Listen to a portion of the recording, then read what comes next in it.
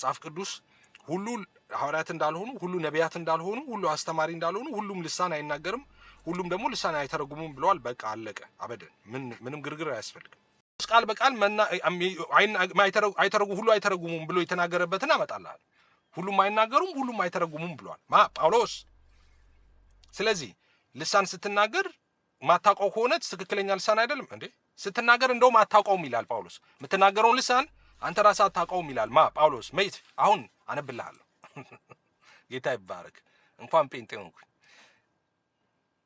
ጴንጤ እኔ ደስ ይለኛል እኔ ፔንቴኮስታል ትራዲሽን መሆኔ በጣም ነው የሚያኮራኝ በነገራችን ላይ እንደዚህ ሰው የሆነ እንትን እንኳን አይኖርም የሆነ ስተት በቃ እዚህ ጋር እንኳን የሆነ ጉድለት አለ ምናምን መጽሐፍ ቅዱስ ላይ ማስረዳት የሚከብዳችሁ አንድ ነገር እንኳን አይኖርም ጠቅላላ መጽሐፍ ቅዱሳዊ ጠቅላላ የኢየሱስ ትምህርት ጠቅላላ የጳውሎስ ትምህርት እንኳን ፔንቴኮስታል ሆንኩኝ በጣም ነው ደስ የሚለኝ እንኳን ጴንጤ ሆንኩኝ በሉ ኮሜንት ላይ እንኳን ጴንጤ ሆንኩኝ በሉ እሺ እንደዚህ ይላል ጳውሎስ ይሄው ቀጥሎ ኢሚዲየት ቨርስ ይሄው አንደኛ ቆሮንቶስ ምዕራፍ 14 ቀጥታ ያነበብኩላችሁ ነው 13 ላይ ስለዚህ በልሳን የሚናገር እንዲተረጉም ይጸልይ ካለ በኋላ ምን ይላል በልሳን ብጸልይ መንፈሴ ይጸልያል አይምሮዬ ግን ያለ ፍሬ ነው አረ ሐዋርያው ቅዱስ ጳውሎስ ምን ይያለን ነው በልሳን ስጸልይ አይምሮ ያለ ፍሬ ነው አይምሮ አያውቀውም ካዲያ አንተ ከየት መተህ ነው ልሳን ስትናገር ያን ትርጉሙን ማወቅ አለብህ የምትለኝ ከየት መተህ ነው ልሳን ስትናገር አላውቀውም እያለ ነው ጳውሎስ አይምሮ ያለ ፍሬ ነው አይምሮ አያውቅም ማለት ነው ያለ ፍሬ ነው ማለት የምትናገረውን ልሳን አያውቅም አይምሮ ጌታ ይባረክ ስለዚህ ልሳን አንተ ትርጉሙን ማታ ከሆነ ትክክል ልሳን አይደለም እኔ የመናገር ስጦታ ተሰጥቶኛል ማለት ነው የመተርጎም አልተሰጠኝም ማለት ነው በቃ ትርጉሙ እሱ ነው ትርጉሙን ካላወቁት አንድ ትሪኪ ኩዌስችን አለች እቺን መልሼ ልሂድ ልሳን የሚተረጎም ነው ማይተረጎም ነው ልሳን አለ የሚል ጥያቄ ማይተረጎም ልሳን አለ የሚል ጥያቄ ሉክ መልሱ ይሄ ነው እሺ ይኸውላችሁ ማይተረጎም ልሳን አለ ወይ ማይተረጎም ልሳን የለም ግን ማይተረጎም ልሳን የለም ማለት እኔ ተረጉመዋለሁ እናንተ ተተረጉሙታላችሁ ማለት ግን አይደለም ትርጉም የሌለው ልሳን የለም ትርጉሙ ግን ያለው ሰማይ ነው ደግመዋለሁ ማይተረጎም ልሳን አለ ወይ ማይተረጎም ልሳን የለም ማለት ግን ትርጉሙን እኔም ላልተረጉም እችላለሁ አንተም ላልተረጉም ትችላለህ የምድር ሰዎች በሙሉ ላልተረጉሙ እንችላለን ያ ማለት ትርጉም የለውም ማለት አይደለም ትርጉም አለው ትርጉሙ የት ነው ያለው ሰማይ ካዲያ እንዴት ከሰማይ ይወርዳል በመንፈስ ቅዱስ አማካኝነት የጸጋ ስጦታ ሆኖ ይወርዳል ያ የጸጋ ስጦታ ካለ ትተረጉማለህ ማለት ነው ከሌለስ አተረጉመውም አንተም እሱም አይተረጉምም እሷም አተረጉመውም ማለት ትርጉም የለውም ማለት አይደለም ትርጉም አለው ትርጉሙ ግን ያለው የት ነው ሰማይ ነው ያለው ለምን የጸጋ ስጦታ ነው እሱ ራሱ ጳውሎስ የሚናገር እንዲተረጉም ይጸልያል በጸሎት የምትቀበለው የጸጋ ስጦታ ነው አመጣልሃለሁ የጸጋ ስጦታ እንደሆነ ማለት ነው ስለዚህ ትርጉም ልሳን አለ ወይ ሲሏችሁ መልሱ ምንድነው የሚሆነው ትርጉም የሌለ ልሳን የለም ትርጉም አለው ልሳኑ ትርጉሙን ግን እኔ ላላቀው እችላለሁ ጳውሎስ ስጸልይ በልሳን አይምሮ ያላቀውም አለ ያለ ፍሬ ነው አይምሮ ምጸልዩን አላቅም በልሳን አለ ጳውሎስ ማንም አያውቅም ኦኬ ስጸልይ አታውቅም በልሳን ስጸልይ ሰማያዊ መንፈሳዊ ቋንቋ ነው የምትናገረው ኮሙኒኬት እያደረክ ነው ከእግዚአብሔር ጋር ሚስጥርን የተነጋገርክ ነው ራስን ኤዲፋይ እያደረክ ነው ትርጉም አለ ወይ አዎ አለው ትርጉሙን ግን አንተ ላታውቀው ትችላለህ ትርጉሙን አንተ አላወቀውም ማለት ትርጉሙን የሚያውቀው ጉባኤ ስር የለም ማለት ልሳኑ ትክክል አይደለም ማለት አይደለም ልሳኑ ትክክል ነው ፐርፌክት ነው እግዚአብሔራዊ ነው መጽሐፍ ቅዱሳዊ ነው የመንፈስ ቅዱስ ስጦታ ነው ትርጉምም አለው ትርጉሙን ግን እኔ ላላውቀው እችላለሁ ጉባኤው ላያውቀው ይችላል አበበች ላታውቀው ይችላልች ምድር ላይ ያለ ነው በሙሉ ላናውቀው እንችላለን ሰማይ ግን ያውቀዋል ትርጉሙ ምን ይሁን ካዲያ ጸልይና ተቀበል ትርጉሙን ደግሞ ተቀበል አለ ጳውሎስ በቃ ጳውሎስን መከተል አይሻልም ይሻላል እሺ ከዛ እንደዚህ እሺ አይ በጣም እንትኑን እሺ አረ ሙቀት በጣም ከፍተኛ ሙቀት ነው ለንደን ላይ ያለው ምረት አድርጉልኝ እሺ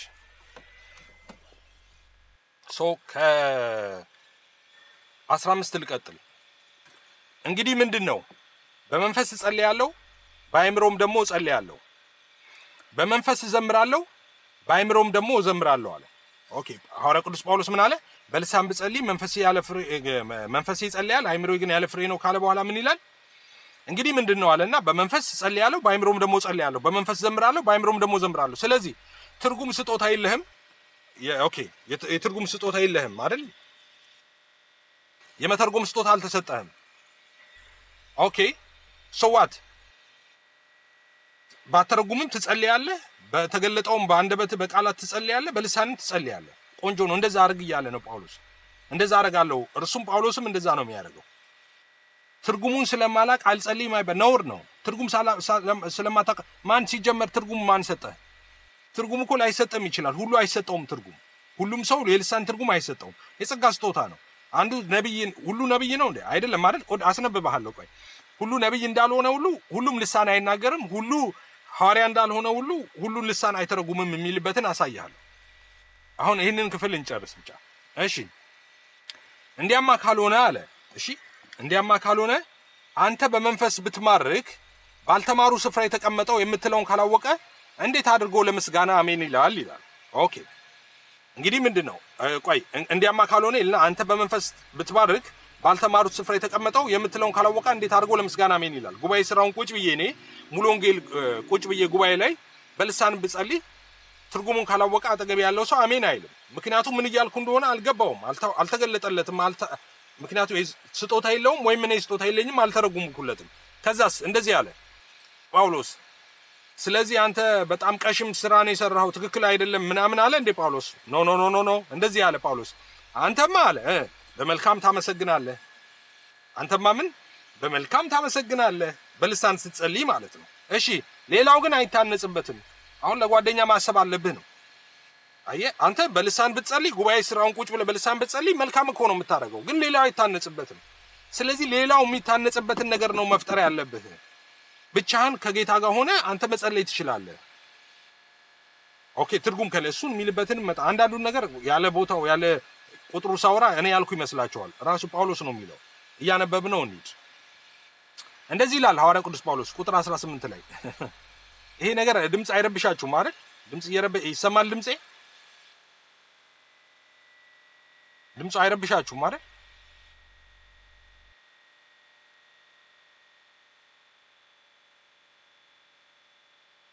ኦኬ ነው እንዴ? እሺ ከዛ እንደዚህ ይላል 18 ላይ እንደዚህ ይላል ጳውሎስ ከሁላችሁ ይልቅ በልሳኖች እናገራለሁና እግዚአብሔርን አመሰግናለሁ ይላል። እስቲ ከታች ኮሜንት ላይ አስቸግራችኋለሁ አውቃለሁ፣ ግን እንደዚህ እያላችሁ ኮሜንት ላይ ጻፉ እስቲ። ጳውሎስ ልሳን ይናገራል ብላችሁ ጻፉ። ጳውሎስ ልሳን ይናገራል እያላችሁ ጻፉ።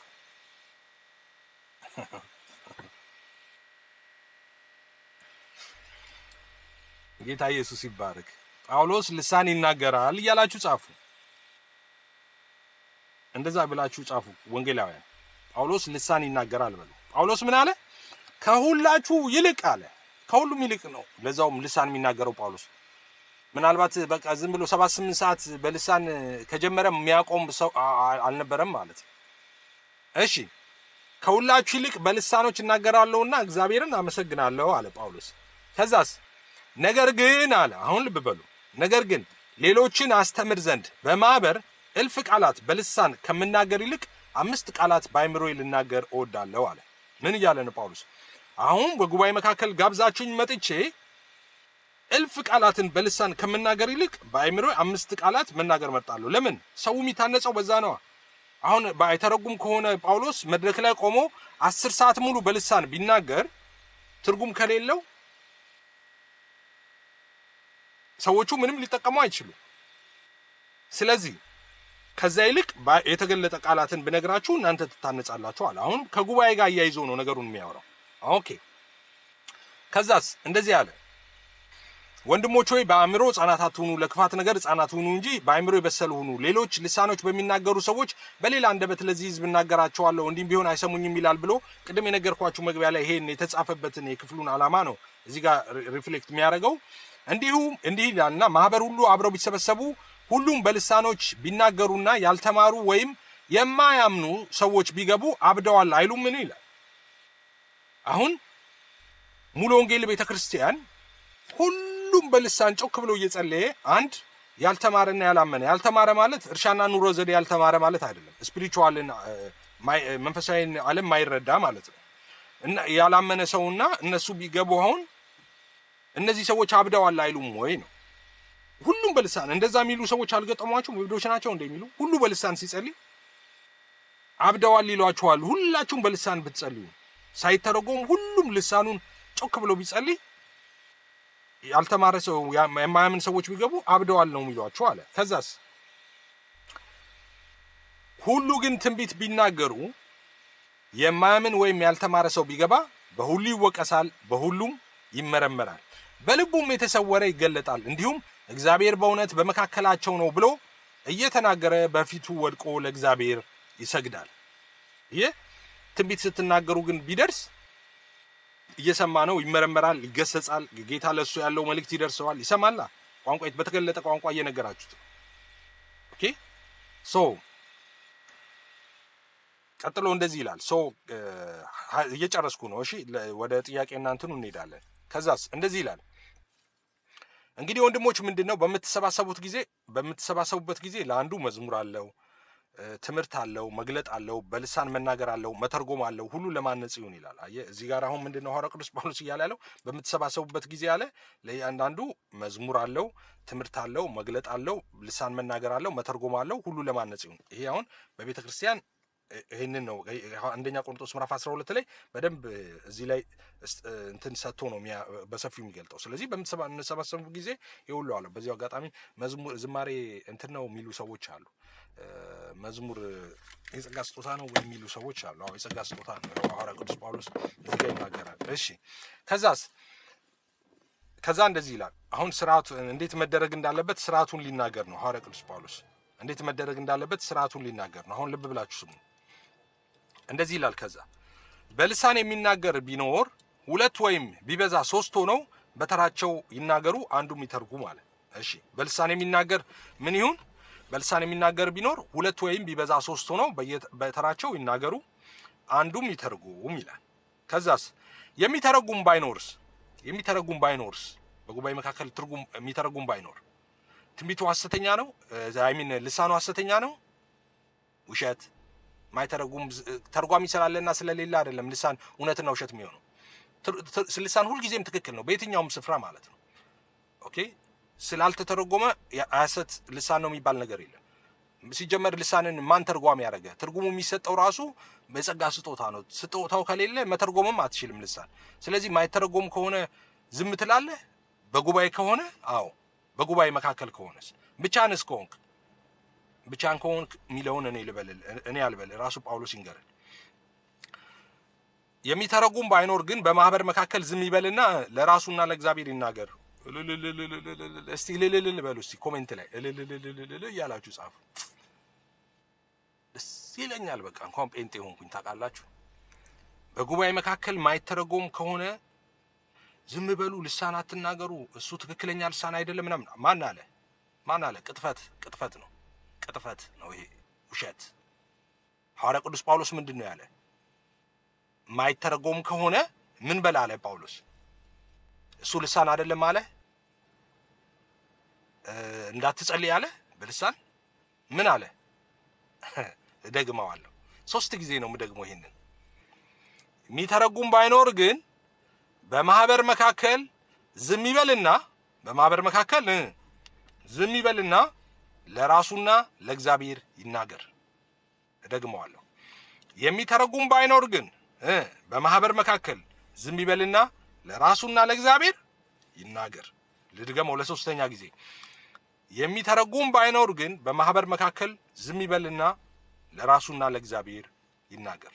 ጌታ ይባረክ።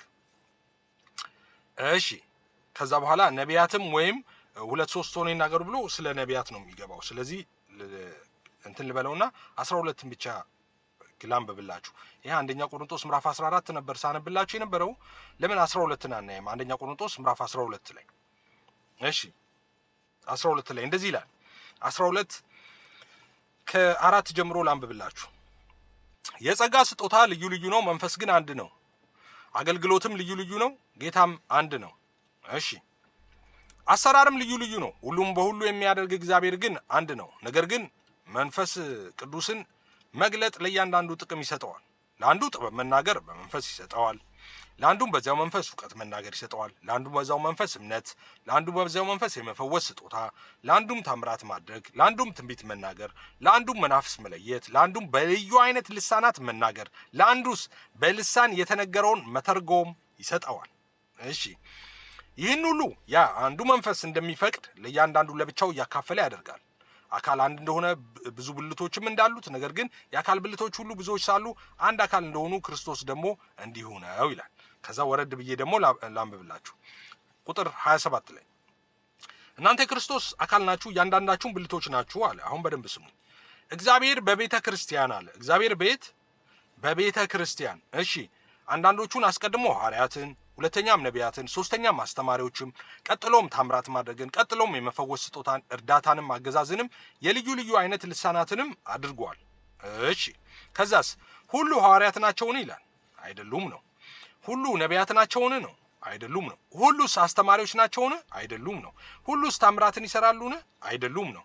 ሁሉስ የመፈወስ ስጦታ አላቸውን? አይደሉም ነው። የላቸውም ነው። ሁሉስ በልሳኖች ይናገራሉን? ሁሉስ ይተረጉማሉን ይላል? አይደለም ነው። ስለዚህ ልሳን አሁን ሐሳቤን ልቋጭ። ጥያቄ ያላችሁ ሰዎች አሁን ሪኩዌስት መላክ ጀምሩ። ልሳን በተመለከተ ልሳን ቤተክርስቲያን እስካለች ድረስ ጌታ ኢየሱስ ተመልሶ መጥቶ ቤተክርስቲያንን እስኪወስድ ድረስ ቤተክርስቲያን እስክትወሰድ ድረስ እስክትነጠቅ ድረስ በቤተክርስቲያን ውስጥ የልሳን ስጦታ ይቀጥላል። ኦኬ ልሳን ምድር ላይ ሰሙኤል የሚነገር ምድር ላይ ኤግዚስት የሚያደርግ ቋንቋ አይደለም። ልሳን ሰማያዊ መንፈሳዊ ቋንቋ ነው። ልሳን ምድር ላይ የሚነገር ሰሙኤል የሚነገር ቋንቋ ልሳን ተብሎ ተገልጧል። አዎ ተገልጧል። በዓለ ሃምሳ ላይ ሐዋርያት ሥራ ምዕራፍ 2 ላይ የተገለጠው እሱ ነው።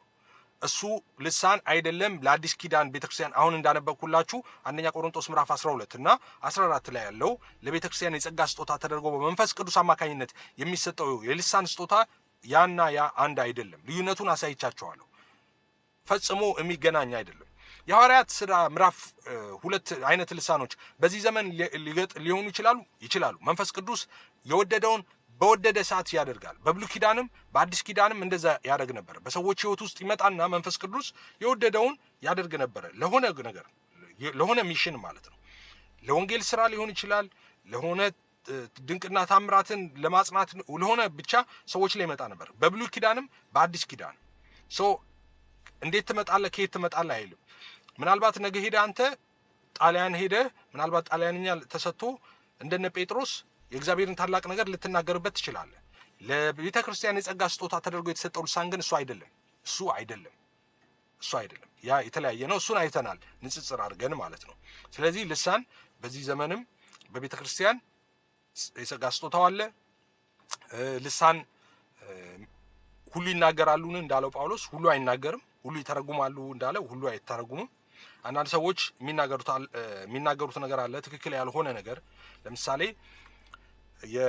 ልሳን የማይናገር ሰው ክርስቲያን አይደለም እንደሚባል ክርስቲያን አይደለም ወይም ልሳን የማይናገር ሰው መንፈስ ቅዱስ በውስጡ የለም፣ መንፈስ ቅዱስን አልተቀበለም። እንደዚህ አይነት ነገሮችን እንደዛ ይናገራል። ሮመሮች ናቸው እነዚህ ማለት ነው። ኦኬ እንደዛ የሚባል ነገር የለም። መጽሐፍ ቅዱስ በግልጽ አስቀምጧል። መጽሐፍ ቅዱስ ሁሉ ሐዋርያት እንዳልሆኑ፣ ሁሉ ነቢያት እንዳልሆኑ፣ ሁሉ አስተማሪ እንዳልሆኑ፣ ሁሉም ልሳን አይናገርም፣ ሁሉም ደግሞ ልሳን አይተረጉሙም ብለዋል። በቃ አለቀ። አበደን ምንም ግርግር አያስፈልግም። ሁሉም አይናገርም፣ ሁሉም አይቀበልም። ምናልባት አንተ ነቢይ ልትሆን ትችላለህ፣ ምናልባት ሐዋርያ ልትሆን ትችላለህ፣ ምናልባት ልሳን ተርጓሚ ልትሆን ትችላለህ፣ ምናልባት ልሳን ተናጋሪም ልትሆን ትችላለህ፣ ምናልባት አስተማሪ ልትሆን ትችላለህ፣ ምናልባት ደግሞ የፈውስ ስጦታ ሊሆን ይችላል፣ ምናልባት መናፍስት መለየት ስጦታ ያለህ ሊሆን ይችላል። አይታወቅም። አንዱ ሊኖርብህ ይችላል፣ ሁሉም ሊኖርብህም ይችላል። አይታወቅም።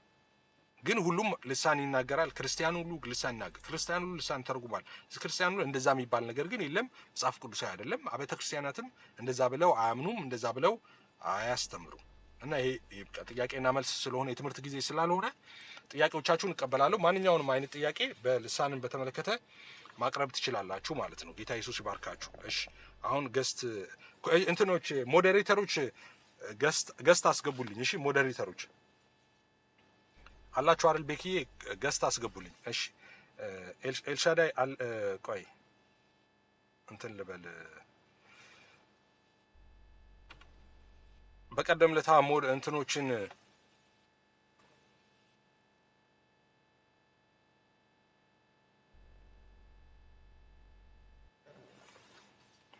እሺ አስገቡልኝ፣ ሞዴሬተሮች አስገቡልኝ።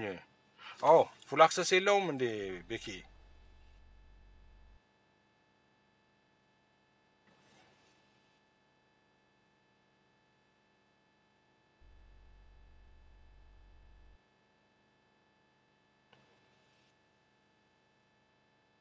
እስቲ አሁን ሞክረው። ምስጋና ምስጋና ኤላዬ ኤፋዬ ተወደድኩ ወንድሜ፣ ሰላም ላንተ ይሁን። እንዴት አለ እንዴ? አንተ ጠፍተሃል እኮ በጣም ከረጅም ጊዜ በኋላ ከረጅም ዘመን በኋላ ሁሌ አያለሁ፣ ግን ቢዚ ሆናለሁ። ራሱ እኔ ጋ አሁን የሚገርመው 1 o'clock ነው ሌሊት፣ ገና መግባቴ ነው። አፍተር ሚድናይት አፍተር ሚድናይት ኦልሞስት ሳይ በቃ አላስቻለኝም። ገና አሁን መግባቴ ነው ከስራ። ሎንግ ታይም በጣም እንዴት ነህ? ሁሉ ሰላም ነው? ስፔን ሎንግ ታይም በጣም ሁሉ ሰላም፣ ጌታ ይባረክ። ሁሉ አሪፍ፣ ሁሉ መልካም። ሰዓትን እንዳልይዝ አንድ ነገር ልጠይቅህ ብዬ ነው። ሰሞኑን ከራሴ ጋር እየጠየቅኩ መልስ ያጣሁልን ነገር ነው። ምንም ኮንትሮቨርሻል ነገር የለብኝም በልሳን በኩል ስጦታ እንደሆነ፣ ግን አንዳንድ ጊዜ ምን አለ የተረዳሁት ሁለት ጥያቄ ነው። አንዱ በልሳን መናገር ዋንስ ዩ ኦልሬዲ ሪሲቭ ጂሰስ ክራይስት አስ ዩር ፐርሰናል ሴቨር ኦልሬዲ ድነሃል። ግን በልሳን የማይናገሩ ሰዎች ይዛት በልሳን መናገር የስፒሪቹዋል ሌቭል ኦፍ ማቹሪቲህን ነው የሚያሳየው፣ እድገትህን ነው የሚያሳየው፣ ወይንስ ማንኛውም ክርስቲያን ልክ እንደ አንዱ ስጦታ ነው፣ እንደ ጸጋ ስጦታ ነው በልሳን መናገር? በደንብ ከእግዚአብሔር ነገር ጋር በጣም ሀይሌ አታችድ ሆነው አንዳንድ ሰዎች በልሳን የማይጸልዩ አሉ። ይሄ ሌቭል ኦፍ ማቹሪቲ ሊለይ ይችላል ወይ አለው ወይ ማለት የእድገትህን ነገር የሚያሳይ ነው ወይ ለማለት ነው። ሁለተኛው ደግሞ ልሳኑ ልክ እንደ ኤኒ ካይንድ ኦፍ ላንጉጅ ቮካብለሪ እየጨመረ ይሄዳል በደንብ በጸለይክ ቁጥር፣ ወይንስ አንዳንድ ጊዜ አንዳንድ ሰዎች ላይ የማየው ተመሳሳይ ኮንስታንት የሆነ ነገር ነው፣ በጣም ሊሚት አለው እና ልክ እንደሌላው ቋንቋ የሚያድግ ነው? ምክንያቱም በጣም ውስን የሆኑ ነገሮችን ፐርሲስታንት ሊይዝ ያንኑ ነገር ሲደጋገም የማይበት ሁኔታዎችም አሉና ካገኘህኝ ጥያቄ ነፍዬ እና ያድጋል ወይ ይሰፋል ወይ? ምክንያቱም አንድ ነገር የምረዳለው ያው በሌላም ቋንቋ አሁን ባለንበት ሀገር የተለያየ ሀገር ላይ ቋንቋውን ደሞር ፕራክቲስ ደሞር ነገሮችን በደንብ አስፋፍትህ እንድትናገር ያደርግሃል። ደሞር ፕራክቲስ ስታደርግ ማለት ነው። ቮካብለሪዎች እየጨመሩ ይሄዳሉ። ስለዚህ ኢዛት ክሎስ ቱ እንደዚህ አይነት ነገር ከሌሎቹ ነገር ጋር ማለት ቮካብለሪ የቋንቋ ቮካብለሪ እንደሚጨምረው በሌላ ቋንቋ በመንፈሳዊም ህይወትህም ያለው የስፒሪቹዋል የልሳን ስጦታህን ያድጋል ወይ? ለምን አንዳንድ ቦታ ላይ የሆነ ውስን ነገሮችን ስለማይ ነው የሚጸልዩበትን ነገር ካገኘኝ ፍዬ። እሺ አግኝቼዋለሁ ሀሳብ ነው። የመጀመሪያው ምንድነው ምንም ስፒሪቹዋል ሌቭሉን እንትን የሚያሳይ የጸጋ ስጦታ ነው። የጸጋ ስጦታ የታወቀ ነው። ሰጪውን ቤዝድ ያደረገ ነው እንጂ ተቀባዩን ቤዝድ ያደረገ አይደለም። ሰው በክርስቶስ ኢየሱስ አምነው የዳኑ ሰዎች ሁሉ ይሄ አክሰስ አላቸው። እርግጥ ሐዋርያው ቅዱስ ጳውሎስም በተደጋጋሚ እንደሚያነሳው ሰዎች ያንን ነገር መጠማት አለባቸው። ስለዛ ነገር ጊዜው ሰጥተው ያንን መጸለይ ያለባቸው፣ መሻት አለባቸው። ያንን ነገር ሰጪው ነው ይሰራል። እንደፈቀደ እንደወደደ ያካፈለ ያደርጋል ነው የሚለው። ስለዚህ ልሳን መናገር የሰውየውን ስፒሪቹዋል ከፍታና ዝቅታ የሚያሳይ ነገር አይደለም። ይሄ ማንኛውም የጸጋ ስጦታን በተመለከተ ጭምር ልሳንን ብቻ ሳይሆን ማለት ነው። ሐዋርያም ነብይም አስተማሪም የመፈወስ ስጦታም ያለው ሰው የሰውየው ስፒሪቹዋል ሌቭል እንትኑ ከፍ ስላለ ሳይሆን በቃ ልጅ በመሆኑ ብቻ እንዳልኩት ቅድም ቤዝድ የሚያደርገው ስጦታውን ሰጪው ላይ ነው። ሰው እንደወደደ ያደርጋል። በጸጋው ስጦታ በሚሰጠው ስጦታም እንደማይጸጸት መጽሐፍ ቅዱስ ይናገራል። ሰው ከሰውየው አንጻር ሳይሆን የሚታየው ከሰጪው አንጻር ነው። ይሄ ልጆች የሆኑ በሙሉ እድል አላቸው፣ ይሄ አክሰስ አላቸው። ግን እንደወደደ ነው የሚያደርገው። ሁሉም ሐዋርያ፣ ሁሉም ነቢይ፣ ሁሉም ተናጋሪ፣ ሁሉም አስተማሪ ስለማይሆን ማለት ነው። ስለዚህ አንድ ሰው በልሳን መናገሩ የሚያሳየው ያለበትን ስፒሪቹዋል ሌቭል የሚያሳይ ነገር አይደለም እሱ ማለት ነው። ስጦታ ስለሆነ ማለት ነው። ሁሉም ስጦታ በዛ ውስጥ ነው የሚታየው። ሁለተኛው ቮካብለሪ እንደ እንትኑ የሚያድግ ነው ወይ ልሳን መናገር ወይ አንዳንድ ሰዎች ተመሳሳይ አይነት ነገር በቋሚነት ይናገራሉ እና መንፈሳዊ ነገሩ ሰው በጨመረ ቁጥር እነዛ ነገሮች ይጨምራሉ ወይ የሚለው ነገር እሱ ነገር እውነት ለመናገር እኔ አሁን ይሄ ኦፒኒየን ስፔሲፊክ አድርጎ መጽሐፍ ቅዱስ በዚህ ጉዳይ ላይ የሚያስቀምጠው ነገር የለም። ግን እኔም እንዴት እረዳዋለሁ ያንን ነገር ለምሳሌ ሐዋርያው ቅዱስ ጳውሎስ አንደኛ ቆሮንቶስ ምዕራፍ 14 ቁጥር 2 ላይ ምንድነው የሚለው ለእግዚአብሔር ነው የሚናገረው ይልና ሰው አያስተውለውም ይልና በመንፈስ ሚስጥር እንነጋገራል ይላል እና ሰው ከእግዚአብሔር ጋር አንድ ክርስቲያን ከእግዚአብሔር ጋር ያለው አታችመንት በጣም በጠበቀ ቁጥር በጣም ዲፕሊ ስፒሪቹዋል ነገር ውስጥ በገባ ቁጥር ሰው ሞር ደግሞ አክሰስ ማድረግ ይችላል። ስፒሪቹዋል ሬልምን አክሰስ ማድረግ ይችላል ሞር ማለት ነው። ስለዚህ መጽሐፉም የሚለው እንደዛ ነው። በጣም በርካታ የመጽሐፍ ቅዱስ ሀሳቦች ወደ እግዚአብሔር ሰዎች በቀረቡ ቁጥር እግዚአብሔር እሱን ደግሞ ወደ እነሱ እንደሚቀርብ ራሱን እንደሚገልጥላቸው እንደዛ ነው። ለማወቅ ያልወደዱትን እንደዛው ኮንሲኩዌንሱ ይናገራል። ቀረቡ ወደ እግዚአብሔር ወደ እናንተ ይቀርባል ነው የሚለው መጽሐፍ ቅዱስ። እንደገና ለማወቅ ባልወደዱ መጠን ደግሞ ብሎ ለማይብራባ አምሎ አሳልፎ የተሰጡትን ሰዎች ይናገራል።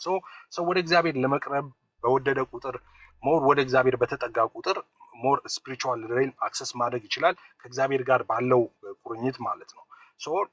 በዛ ምክንያት ልሳኑ ሳይሆን ቋንቋው ሳይሆን አፕግሬድ የሚሆነው ለምሳሌ እንደ እንግሊዘኛ ለምሳሌ አሁን እዚህ ሀገር ስንመጣኛ እንግሊዘኛ የመጀመሪያ የነበር ነው። ልክ ሲመጣ አንድ ሰው ትንሽ ነው የሚናገረው። ከዛ 3 ዓመት ሲቆይ ጥሩ ትንሽ ይሞክራል። ከዛ 5 ዓመት 10 ዓመት ምናምን ሲሆን ትንሽ እያሻሻለ ይሄዳል። እንደዛ አይደለም። እሱን ሳይሆን እንደዛ በዛ መንገድ ሳይሆን ማሻሻል የሚለው ልሳን እንደዛ ስላልሆነ መንፈሳዊ ሰማያዊ ቋንቋ ስለሆነ ማለት ነው። ከእግዚአብሔር ጋር ኢንቲሜሲ በጣም እንትን ባለ ቁጥር በጣም ክሎስ በሆነ ቁጥር መንፈሳዊ ዓለምን አክሰስ ማድረግ ከዛ በኋላ ብዙ መንፈሳዊ ዓለም ላይ ብዙ ሚስጥሮች ልክ ሐዋርያው ቅዱስ ጳውሎስ ማለት እንደሆነው ማለት ነው። በጣም ብዙ ነገር አይቻለው ከሰው አይምሮ በላይ አልነገርም ነው ያለው ጳውሎስ። አልተናገረም ሁሉን ያየውን ማለት ነው። ሰዎች በጣም እንትን በሆኑ ቁጥር በደንብ ወደ ውስጥ ወደ እግዚአብሔር እየቀረቡ በሄዱ ቁጥር መንፈሳዊውን ዓለም አክሰስ ማድረግ ይችላሉ። ያ ማለት ብዙ ነገሮችን ለብዙ ሰዎች ለቤተ ክርስቲያን ለምሳሌ አሁን እዛ ጋር ሲናገር እቺን ብቻ ብዬ ልጨርስ። እቺ ነገር በደንብ ከገለጠችው ማለት ነው። ለምሳሌ በጉባኤ መካከል አንድ ሰው ልሳን ቢናገር የመተርጎም ስጦታ ያለው ሰው ቢኖር እግዚአብሔር ለዛ ጉባኤ መልእክት ይኖረዋል። ምናልባት የተለየ መልእክት ሀገራዊ ሊሆን ይችላል፣ ለጉባኤው ሊሆን ይችላል፣ ዋሬቨር መልእክት ይኖረዋል። እንግዲህ ሚስጥር ይነጋገራል የሚለው ከእግዚአብሔር ሰውየው ሚስጥር ለእግዚአብሔር ይነግራል እያሆነ ሳይሆን ኮኔክት ስለሚያደርግ ስፒሪቹዋል ሬልሙን የእግዚአብሔርን የልብ ሀሳብ ማወቅ ይችላል። መንፈሳዊ ዓለም ለሱ ክፍት ነው። እግዚአብሔር የሚፈልገውን ሀሳብ ለህዝቡ ያለውን ለምድሪቱ ያለውን ዋሬቨር ያካፍላል ለዛ ሰው ነው። ሲናገር ሰውየው ተርጓሚ ካለ ተርጉሞ ህዝቡ ማህበሩ እንዲሰማ እንዲታነጽ እንደዛ ያደርጋል እያለ የሚያነሳው ሀሳብ አለ። ስለዚህ አሁን በዛ ነገር ውስጥ የልሳኑ እንትን ሳይሆን የሚያድገው የልሳን ሰውየው የልሳን እንደ እንግሊዘኛ እንደ ጃፓንኛ እንደ ጣሊያንኛ አክሰንት እንደምንለው ወይ ግራመር ምናምን እንደዛ ሳይሆን የሚያድገው ከእግዚአብሔር ጋር ያለው ቁርኝት በጣም በጠበቀ ቁጥር እግዚአብሔር ደግሞ የልቡን ሀሳብ ለህዝቡ ያለውን ለምድሪቱ ያለውን እንደዛ ሞር ደግሞ ለዛ ሰው እያካፈለ ሼር እያደረገ ሄደ። በብሉይ ኪዳንም በአዲስ ኪዳንም እግዚአብሔር በግልጽ እንደዛ ተናግሯል ለሰዎች። እንትናን እንደዚህ ያደርገዋለሁ፣ እንደዚህ ፊት ለፊት አግኝቼ እኮ አናግራዋለሁ፣ እንደናንተ በህልም እንትን አይደለም ይላል። ክሎዝ በጣም እንትን ባለ ቁጥር ወዳጆቹ እንደነ ሙሴ በብሉይ ኪዳንም በአዲስ ኪዳንም ደግሞ እንደነበሩት እንደ ነቢያት እንደ በጎ ሐዋርያትም ውስጥ እንደነ ዮሐንስ ያሉት በጣም ዲፕ በሄደ ቁጥር ሰው የሚያገኘው አክሰስ አለ ከስፒሪቹዋል ሬልም ላይ። ሶ በዛ ሴንስ ከሆነ እንደዛ እረዳለሁ። መንፈሳዊ ነገሩ በጣም በጠበቀ ቁጥር ከእግዚአብሔር ጋር ያለው ቁርኝት በጣም በጠበቀ ቁጥር ሰውየው ሞር ስፒሪቹዋል ዓለሙን አክሰስ የማድረግና እነዛን እውቀቶች እነዛን የእግዚአብሔር ሀሳቦች አክሰስ የማድረግ እንደገና ለህዝቡም ለጉባኤ ዋሬቨር ለምድሪቱም የማካፈል ነገር ይኖረዋል ብዬ አምናለሁ። በተሰጠ ቁጥር ግን እንትኗ ትረዝማለች ወይ ታጥራለች በሚል አይደለም። ለምሳሌ ልሳን አንድ ሰው 1 ደቂቃ ሊጸልይ ይችላል፣ 2 ሰዓት ሊጸልይ ይችላል፣ 10 ሰዓት ሊጸልይ ይችላል። እና መጀመሪያ 1 ሰዓት የሚጸልይ ሰው ኦብቪየስ ነው በሚቀጥለው 2 ሰዓት 3 ሰዓት 4 ሰዓት ሊጸልይ ይችላል። ያ ስፒሪቹዋል እንትኑን ሳይሆን የሚያሳየው አሁን በተገለጠ ቃል መጸለይም ጳውሎስ እንደሚያነሳው ማለት ነው። ልክ አሁን እኛ ስንጸልይ አንዳንድ ጊዜ ስንጀምር 30 ደቂቃ እንጀምር ይሆናል በጌታ ስንሆን፣ ከዛ 1 ሰዓት፣ ከዛ 2 ሰዓት፣ ከዛ 5 ሰዓት እያሳደግን እንሄዳለን። ሶ ያ ነገር የሚያሳየው which is ከእግዚአብሔር ጋር ያለንን ህብረት እያጠነከርን እየሄድን እንዳለ ነው የሚያሳየው። በዛ ሴንስ ሊሆን ይችላል አሁን በዚህ በምለው ሴንስ። ግን ሰዎች በሌላ መንገድ እንዳይረዱት ኖት እንደሌሎች ቋንቋዎች ግራማቲካሊ ወይም አክሰንት ወይ ምናምን እንደዚህ እያሻሻለ ይሄዳል በሚለው ሴንስ ግን አይደለም ለማለት ነው። ኤፍዬ ከበቂ በላይ ተመልሶልኛል። እንዲያውም አሁን በደንብ ኤክስፕሌን እያደረክልኝ ባለፉት 1-2 ወር ላይ ያነበብኩት አንድ የቤኒን መጽሐፍን ሞር ሪማይንድ አደረከኝ። እሳቸውም ካነበብከው ጉድ ሞርኒንግ ሆሊ ስፒሪት የሚለው ላይ ስጀምር 1 ሰዓት ከዛ 2 ሰዓት 3 ሰዓት እንበረከካለሁ እና ከሆሊ ስፒሪት ጋር ያላቸውን ቁርኝት ሲናገሩ ሞሮፍ በተጠጋሁት በፈለግኩት ቁጥር ለእኔ ተገኝቶልኝ ረጅም ሰዓት ከእሱ ጋር መቆየት የምችልበትን ሁላ ጸጋ አግኝቻለሁ የሚል መጽሐፍ ላይ አንድ የተወሰነች ቦታ ላይ ፍሬዙን አንብቤያለሁ። ይሄ ጉድ ሞርኒንግ ሆሊ ስፒሪት የሚለው መጽሐፋቸው ላይ እና በጣም ከበቂ በላይ ተመልሶልኛል። ከልብ አመሰግናለሁ። ተባረክልኝ ብራዘር። አሜን አሜን። ያው አገኘሃለሁ፣ ብቅ እላለሁ እንግዲህ አሁን። እሺ ጸጋው ይብዛልህ። ተባረክልኝ። ስልክህን ቴክስት አድርግልኝ። እሺ እንገናኛለን። እኔም ደግሞ እደውልልሃለሁ፣ እልክልሃለሁ። አሁን ተባረክልኝ። ወደ ቀድሞ ወደ ጂም ትመለሳለህ። ስጋ ማሰልጠን ለጥቂት ይጠቅማል ወደሚለው ፕሊዝ እንትን የሚለኝ ሰው ፈልጋለሁ። እኔ ያለሁልህ ወንድም። ተባረክልኝ ኤፍዬ የተወደደ። አሜን። ላይ እሺ ተባረክ። እሺ ናትዬ ቀጥል። እሺ ፈይ እንዴት ናችሁ? ሁላችሁም ያለኝ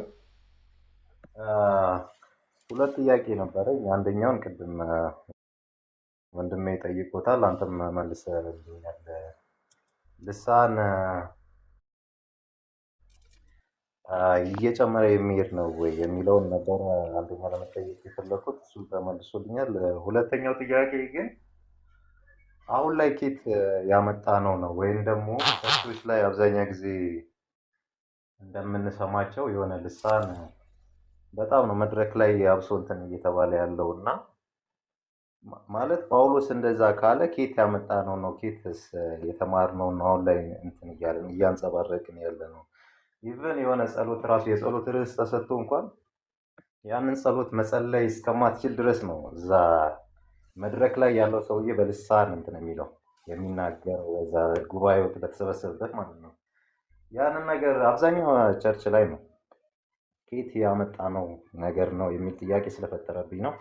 አመሰግናለሁ።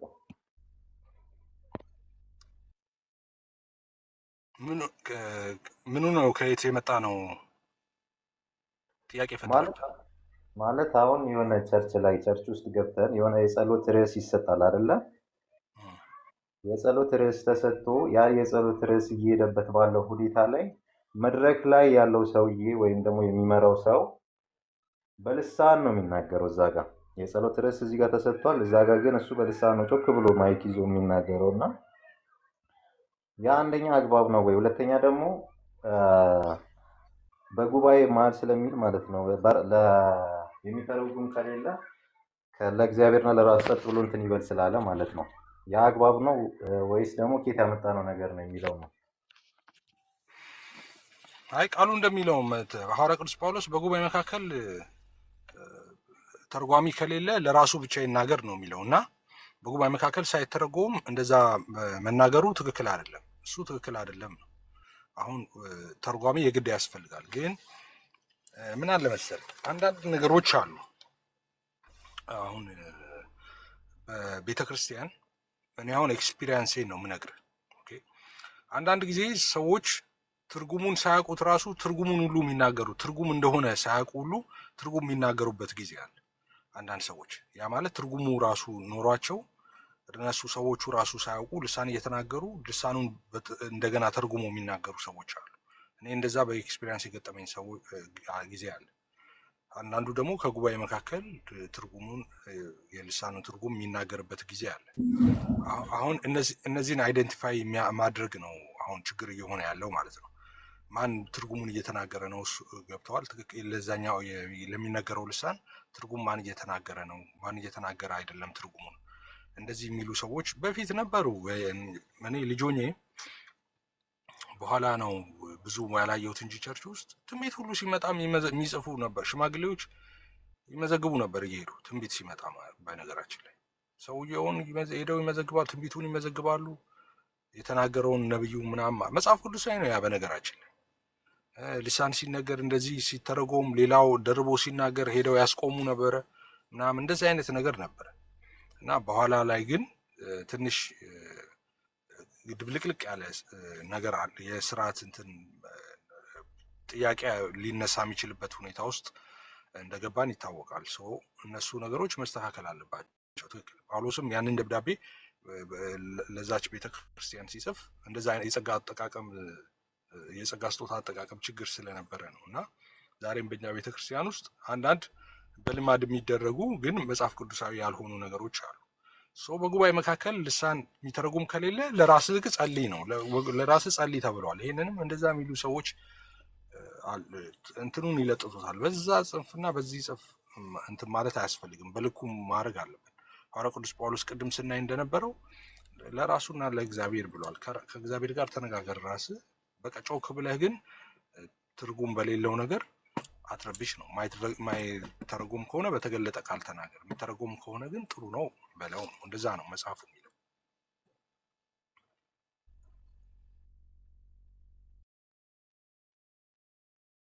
እሺ ናትዬ ተመልሷል። አይ ቲንክ ሌላ ኤላ 24 እንዴና ሰላም ነው ወንድሜ? እግዚአብሔር ይመስገን። ያው እኔ ጥያቄዎችን የነበሩትን አብዛኞቹ ተጠይቋል።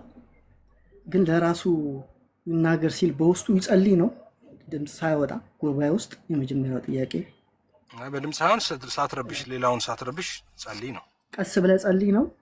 አዎ ቀስ ብለህ ጸልይ ነው። ሌላው ጥያቄ ምንድን ነው? የሐዋርያት ቤተ እምነቶች ልሳንን ኤክስፒሪየንስ ያደርጋሉ እና የእነሱስ ልሳን እንዴት ነው የሚታየው የሚል ነው ጥያቄ። ምክንያቱም በሆነ አጋጣሚ ጉባኤያቸው ገብቼ ኦብዘርቭ ለማድረግ ሞክር ያለው እና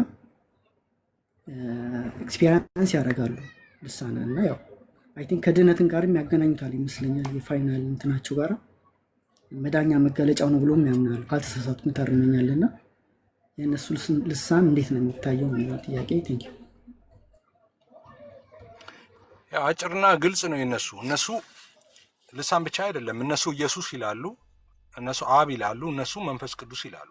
ስለዚህ እነሱ አብና ኢየሱስ መንፈስ ቅዱስ አሉ ማለት ኦርቶዶክሳውያንም መንፈስ ቅዱስ አብ ይላሉ፣ ጴንጤዎች፣ ሌሎች ፕሮቴስታንቶችም ይላሉ፣ ካቶሊኮችም ይላሉ። ስለዚህ እነሱ ኢየሱስ አሉና ካቶሊክ እና ኦርቶዶክስ የሚሉት ኢየሱስ የሆን ልጅ ሰስ ኢየሱስ ነው ማለት እንዳልሆነ ሁሉ እነሱ የሚናገሩትም ልሳን እኛ ፔንቴኮስታሎች ትክክለኛ ክርስቲያኖች የምንናገረው ልሳን አይደለም ማለት ነው። ምክንያቱም እነሱ ጭራሽ የመንፈስ ቅዱስን ህልውና የካዱ ሰዎች ናቸው። መንፈስ ቅዱስ ራሱ ፐርሰን ነው ብለው አያምኑ። ሲጀመር ያን ስጦታ የሚሰጠው ደግሞ መንፈስ ቅዱስ እንደወደደ እያካፈለ ያደርጋል ነው የሚለው አንደኛ ቆሮንቶስ ምዕራፍ 12 ላይ። ስለዚህ እነሱ ህልውናውን ሁሉ ክደዋል እንኳን የጸጋው ስጦታ ሊቀበሉ ማለት ነው። ስለዚህ ትክክል አይደለም ማለት ነው። ትክክለኛው መጽሐፍ ቅዱሳዊው እውነተኛው ልሳን የለም እዛ ማለት ነው። ማተር ኦፍ ፋክት ልሳኑ ሳይሆን እውነተኛውም ጌታ የለም እዛ ማለት ነው። መልሱ እሱ ነው።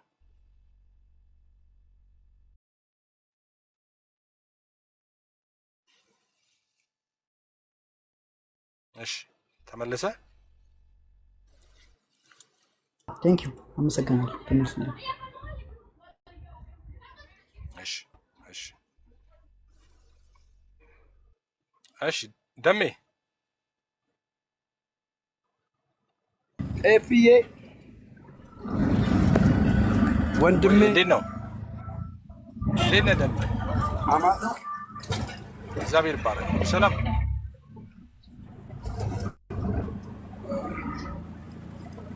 ባጃጅ ተገኘለ።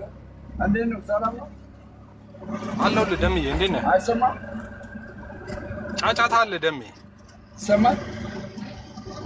ጫጫታ አለ። ይሰማል ግን ጫጫታ አለ። ጠቆረ። አይሰማም? ጫጫታ አለ። ጫጫታ አለ።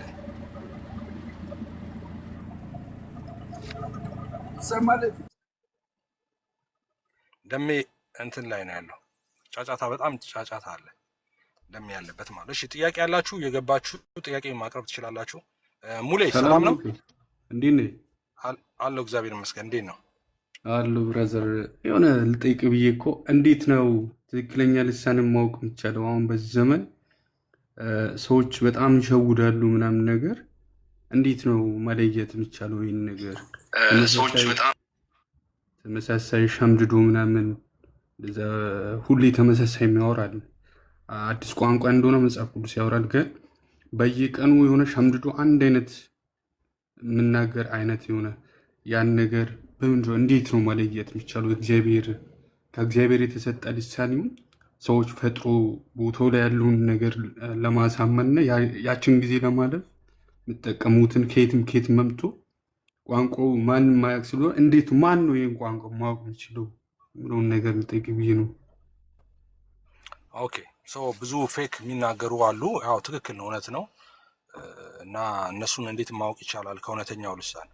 አጭር ነው መልሱ። መጽሐፍ ቅዱስ ሲናገር በመንፈስ የሚመሩ እነዚህ እግዚአብሔር ልጆች ናቸው ይላል። ስለዚህ ክርስቲያኖች በእግዚአብሔር መንፈስ ነው የሚመሩት ማለት ነው። እና ቀላል ነው፣ በመንፈስ ነው አይደንቲፋይ የሚደረጉት።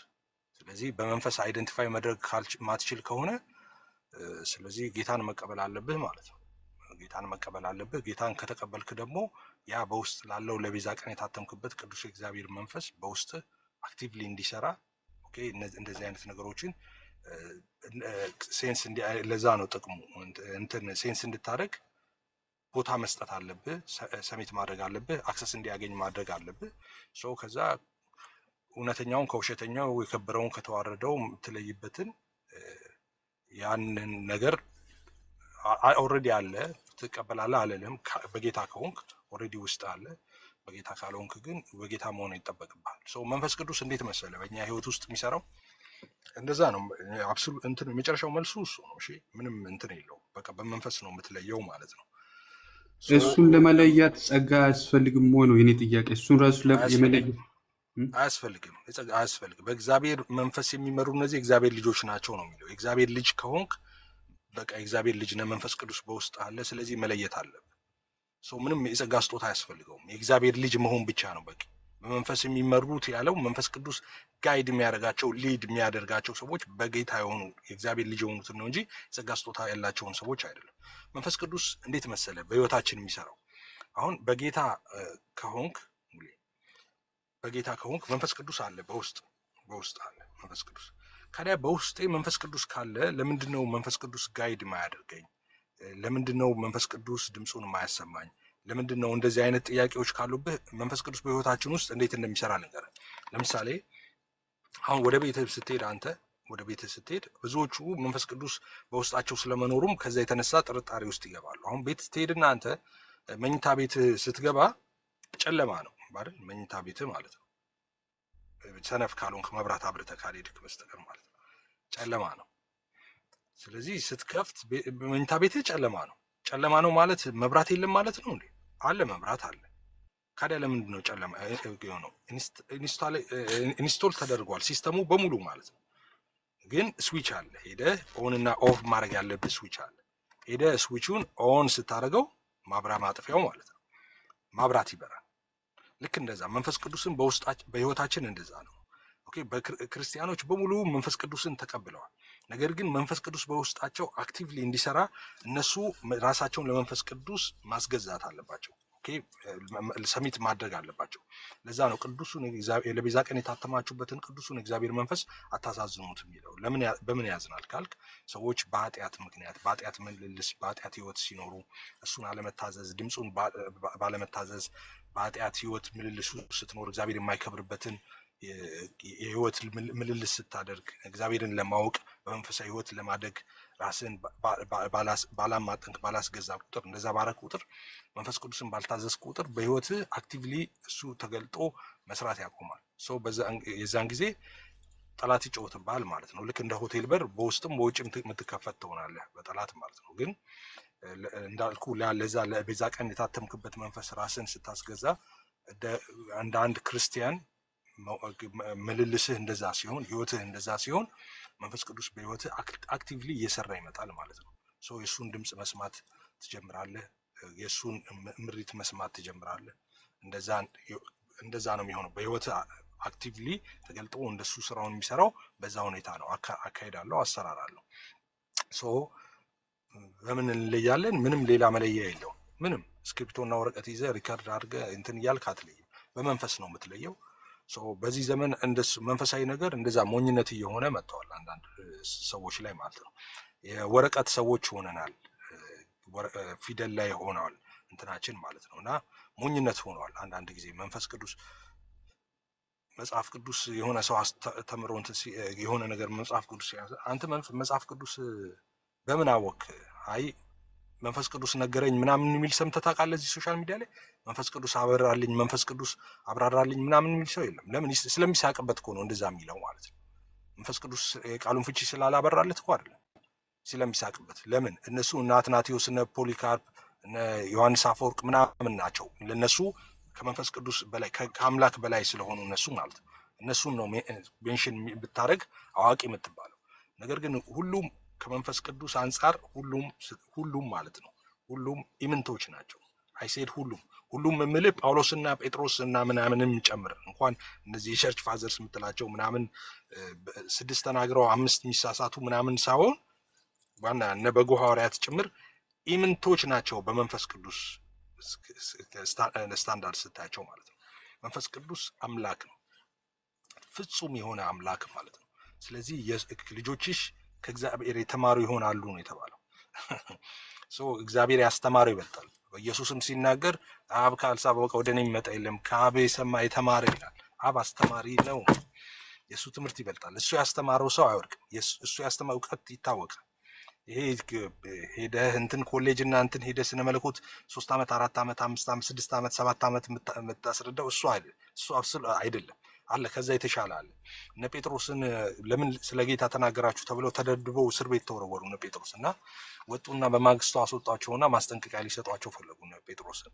ከዚህ በኋላ በዚህ ስም ምናምን እኛ ዝም ልንል እንደዚህ አሉና ሲናገሩ የተሰበሰቡት ፈሪሳውያን ምን አሉ? አይዞህ እንዴ ያልተማሩ ሰዎች እንደሆኑ አወቋቸው ይላል።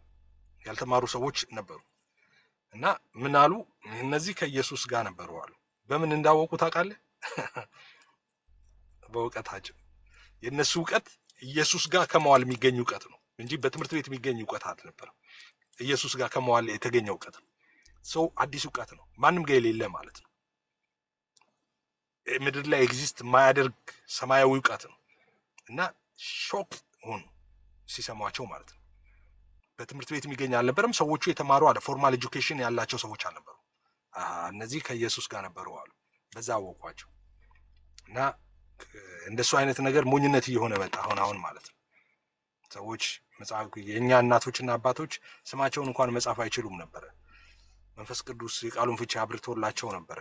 በዛ በተረዱት ነገር ላይ በዛ ላይ ቆመው ነበረ ነፍሳት ለቁጥር የሚታክት ነፍሳት ወደ እግዚአብሔር መንግስት እንዲመጣ ምክንያት የሆኑት በጨለማ ኃይል ላይ ስልጣን ተቀብለው የምድሪቷን ጥላሸት ሲገለባብጡ አብሴንዳውን የነበረው በዛ መረዳታቸው ነበር። መንፈስ ቅዱስ አስተማሪ በመሆኑ የመንፈስ ቅዱስን አስተማሪነት፣ የመንፈስ ቅዱስን መካሪነት፣ የመንፈስ ቅዱስን መሪነት ያንን ስለተረዱና በዛ እውነት ላይ ስለቆሙ ነበር። ዛሬ እሱ ተረስቷል። ተረስቶ ወረቀት እንትን ላይ ነው ብሎ አብሶሉት እውቀት የተባለው እንትና ነው እንትና ብሎታል። አዎ እንትና አላለው፣ አይ እንትና አላለውም፣ ስለዚህ ትክክል አይደለም። አፌርሜሽን እንትን የሚሰጠው እንትና የሚባል ቸርች ፋዘር ነው። እኔ ጋር አይሰራም። ስትመጣ ደፋዋለሁ እኔ እንደዚህ ማለት ነው። ኤርሚያስ አበበ ብዙ ጊዜ እንደዛ የሚናገረው ወንጌላዊ ኤርሚያስ ዘር በለው ምናምን እንደዛ ሲል ምናምን እንትን ሊሉ ይፈልጋሉ። ትክክል ነው። ዘር አለቅልቄ ነው ምደፋል የሚለው እውነቱን ነው። አለቅልቄ ሁሉንም ትደፋለታል። ከመንፈስ ቅዱስ የሚበልጥ የለም። መጀመሪያ መንፈስ ቅዱስ፣ መጨረሻስ መንፈስ ቅዱስ። እንደዛ ነው። መለኪያውም እሱ ነው። ስታንዳርዱ እሱ ነው እንጂ ቸርች ፋዘርስ አይደሉም። እነ ጳውሎስ እነ ዮሐንስ ምናምን እኮ እነሱ ሐዋርያቱን እኮ ያ በዛም በነቢያቱን ሐዋርያቱን መሰረት ላይ ታንጻቸዋል ይላል። መሰረቱ አይነቀነቅም። የነሱ ትምህርት ኢንፋለብል ነው የምንለው እኮ የመንፈስ ቅዱስ ስለሆነ እኮ ነው። ትምህርቱ እኮ የነሱ አይደለም፣ የመንፈስ ቅዱስ ስለሆነ ነው። በመንፈስ ቅዱስ ተነስተው የጻፉት ስለሆነ ነው። መንፈስ ቅዱስ እውነት ስለሆነ እኮ ነው እንጂ ጳውሎስ ኢንፋለብል ነው እንዴ? ጴጥሮስ ኢንፋለብል ነው እንዴ? አይደለም። ጳውሎስና የጴጥሮስ ትምህርት ለምንድን ነው ኢንፋለብል የሆነው ካልክ የመንፈስ ቅዱስ ነው። ባለቤቱ መንፈስ ቅዱስ ነው። ስለምን እስትንፋሰ መለኮት ነው ብለን ስለምናስብ ስለምናምን ደሞም ስለሆነ፣ ስለዚህ መንፈስ ቅዱስ ይበዳይ ነው። በዚህ ዘመን እንደ ሞኝነት ይቆጠራል፣ ግን አይደለም። እንደ ሞኝነት አይደለም። በቃ በእግዚአብሔር መንፈስ የሚመሩ እነዚህ የእግዚአብሔር ልጆች ናቸው ይላል። ስለዚህ በእግዚአብሔር መንፈስ ነው የምንመራው። እንደዛ መሆን አለበት። እንደሱ መመራት ካልጀመርክ መጀመር አለበት። ያ ለቤዛ ቀን የታተምክበት ቅዱሱ የእግዚአብሔር መንፈስ በውስጥ ያለው መኖሪያው ውስጥህን ያደረገውን ያን መንፈስ ቅዱስ መስማት፣ መታዘዝ፣ ለሱ ድምፅ ሴንሲቲቭ መሆን አለብህ። እንደዛ መኖር አለብህ። እንደዛ መኖር መጀመር አለብህ። ካልኖር እንደዛ መኖር ካልጀመርክ ማለት ነው። እሺ ወደ ሌላ ጥያቄ ልሂድ። ጥያቄ ያላችሁ ሰዎች መግባት ትችላላችሁ። እሺ ግሩም ሰላም ነው? ሰላም ነው ኤፌ፣ ሰላም ናችሁ? ሁላችሁንም ሰላም ብያለሁ። ድምፄ ጥሩ ነው? ይሰማል? ይቆ ካለው ንገረኝ። ጥሩ ነው ያለው ድምፄ? ትንሽ አለው ግድል። እሺ እንዴት ነው? ሰላም ብያለሁ። ስለ ልሳን ያለው አመለካከት ላይ ያው አሮን ለመጠየቅም ይሁንም ለመወያየትም ይሁን አሮን አላወኩትም፣ ግን አንዳንድ ጥያቄዎች አሉ በእኛ በፕሮቴስታንቱ እምነት ውስጥ አሮን ሰምተህ ከሆነ በቅርብ ጊዜ የሊሊ መዝሙር የሆነ ኮንፈረንስ ላይ በልሳን የተናገረችውም በኤአይ ተርጉሞት የሊሊ ልሳን ተተረጎመ ብለው ያወጡት አለና አም ሰርፕራይዝ እንደዛ ማድረጋቸው። ግን ጥያቄው ምንድን ነው? ልሳን ሁሉ እኔ ያው ማይገባኝ ነገር አለ። ምንድን ነው ልሳን ማይተረጎም ከሆነ ለምን ስትራግል አስፈለገ? ቤተክርስቲያን ውስጥ መናገሩ ማይተረጉመው ሰው ከሌለ ለምን አስፈለገ? ዋዝ ቤኔፊት ኦፍ ዳት? አንደኛ ቆሮንቶስ ላይም እንደዛ ነው የሚለው አይደለ? ማይተረጎም ከሆነ ዩዝለስ ነው። ስለዚህ እንደውም በትንቢት ብትናገሩ ይሻላል፣ በተተረጎመው ቃላት ብትናገሩ ይሻላል የሚለው ስላለ እንደው ኮንፊዥን ባይፈጥር ባትናገረው ዋዝ ቢግ ዲል። አንደኛ። ሁለተኛ ነገር ደግሞ በልሳን መናገር ከእግዚአብሔር ጋር ሚስጥር ይነጋገራል አለ እንጂ ለህዝብ ይናገራል አለ መጽሐፍ ቅዱስ። ስለዚህ ከእግዚአብሔር ጋር ሚስጥር መነጋገሪያ ከሆነ ግለሰቡ የሰጠው ሚስጥር የሚነጋገርበት ከሆነ ዋይ ለምንድን ነው ያንን ነገር የተናገረውን ነገር ፐብሊካሊ መተርጎም ያስፈለገው? እሱም አይገባኝም። ሶስተኛ ነገር ደግሞ በልሳን የሚናገር አሁን ቅድም የተናገርከው ነገር በመንፈስ መመራት ያስፈልጋል ለመለየት የሚለው ነገር እውነት ነው፣ እሱን እቀበላለሁ። ግን ይህ ሁሉ በመንፈስ መመራት ከሚል ይልቅ ተናጋሪው ሰው የተረጎመውን ቋንቋ የተናገረውን ቋንቋ መተርጎሙ ሲምፕል አይሆንለትም ወይ? እዛ ካልኩሌሽን ውስጥ ከምንገባ እና እኔ አላምንም፣ ይቅርታ አድርግልኝና ያው መድረክ ላይ በልሳን አምናለሁ፣ መንፈስ ቅዱስ ነው። ግን መንፈስ ቅዱስ ለሁሉም አይሰጥም። የስጋ ቋንቋ አይደለም የመንፈስ ቋንቋ ስለሆነ ማለት ነው። ስለዚህ መንፈስ የሚናገረውን ቋንቋ ስጋ ስለማይረዳው በስጋ መተርጎም ሮንግ ነው ብዬ ነው የማምነው። እና እነዚህ እስኪ እንዴት ታየዋለህ?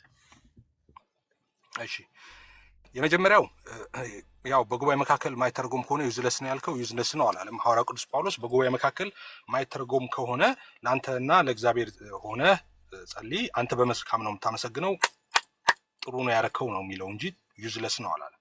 ሰው በጉባኤ መካከል ማይተረጎም ከሆነ አንተ ለራስህ ትጸልያለህ፣ ድምፅህን ከፍ አድርገህ ሌሎቹን ሳትረብሽ፣ ጉባኤ ሳታውቅ፣ ማመጥ በጠፋበት ሁኔታ ሳይሆን ለራስና ለእግዚአብሔር ጸልይ ነው። ጥሩ ነው፣ እንደዛ ነው የሚጸልየው። ዩዝለስ ነው አላለም።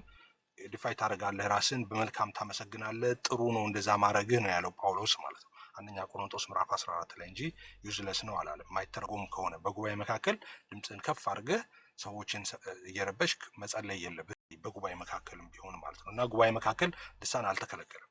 ጉባኤ መካከል ላይ ሲሆን ሳትረብሽ ራስህና እግዚአብሔርን ራስህ ከእግዚአብሔር ጋር ሆነ ተነጋገር ነው ያለው። ስለዚህ አንዱ እሱ ዩዝለስ ነው አላለም።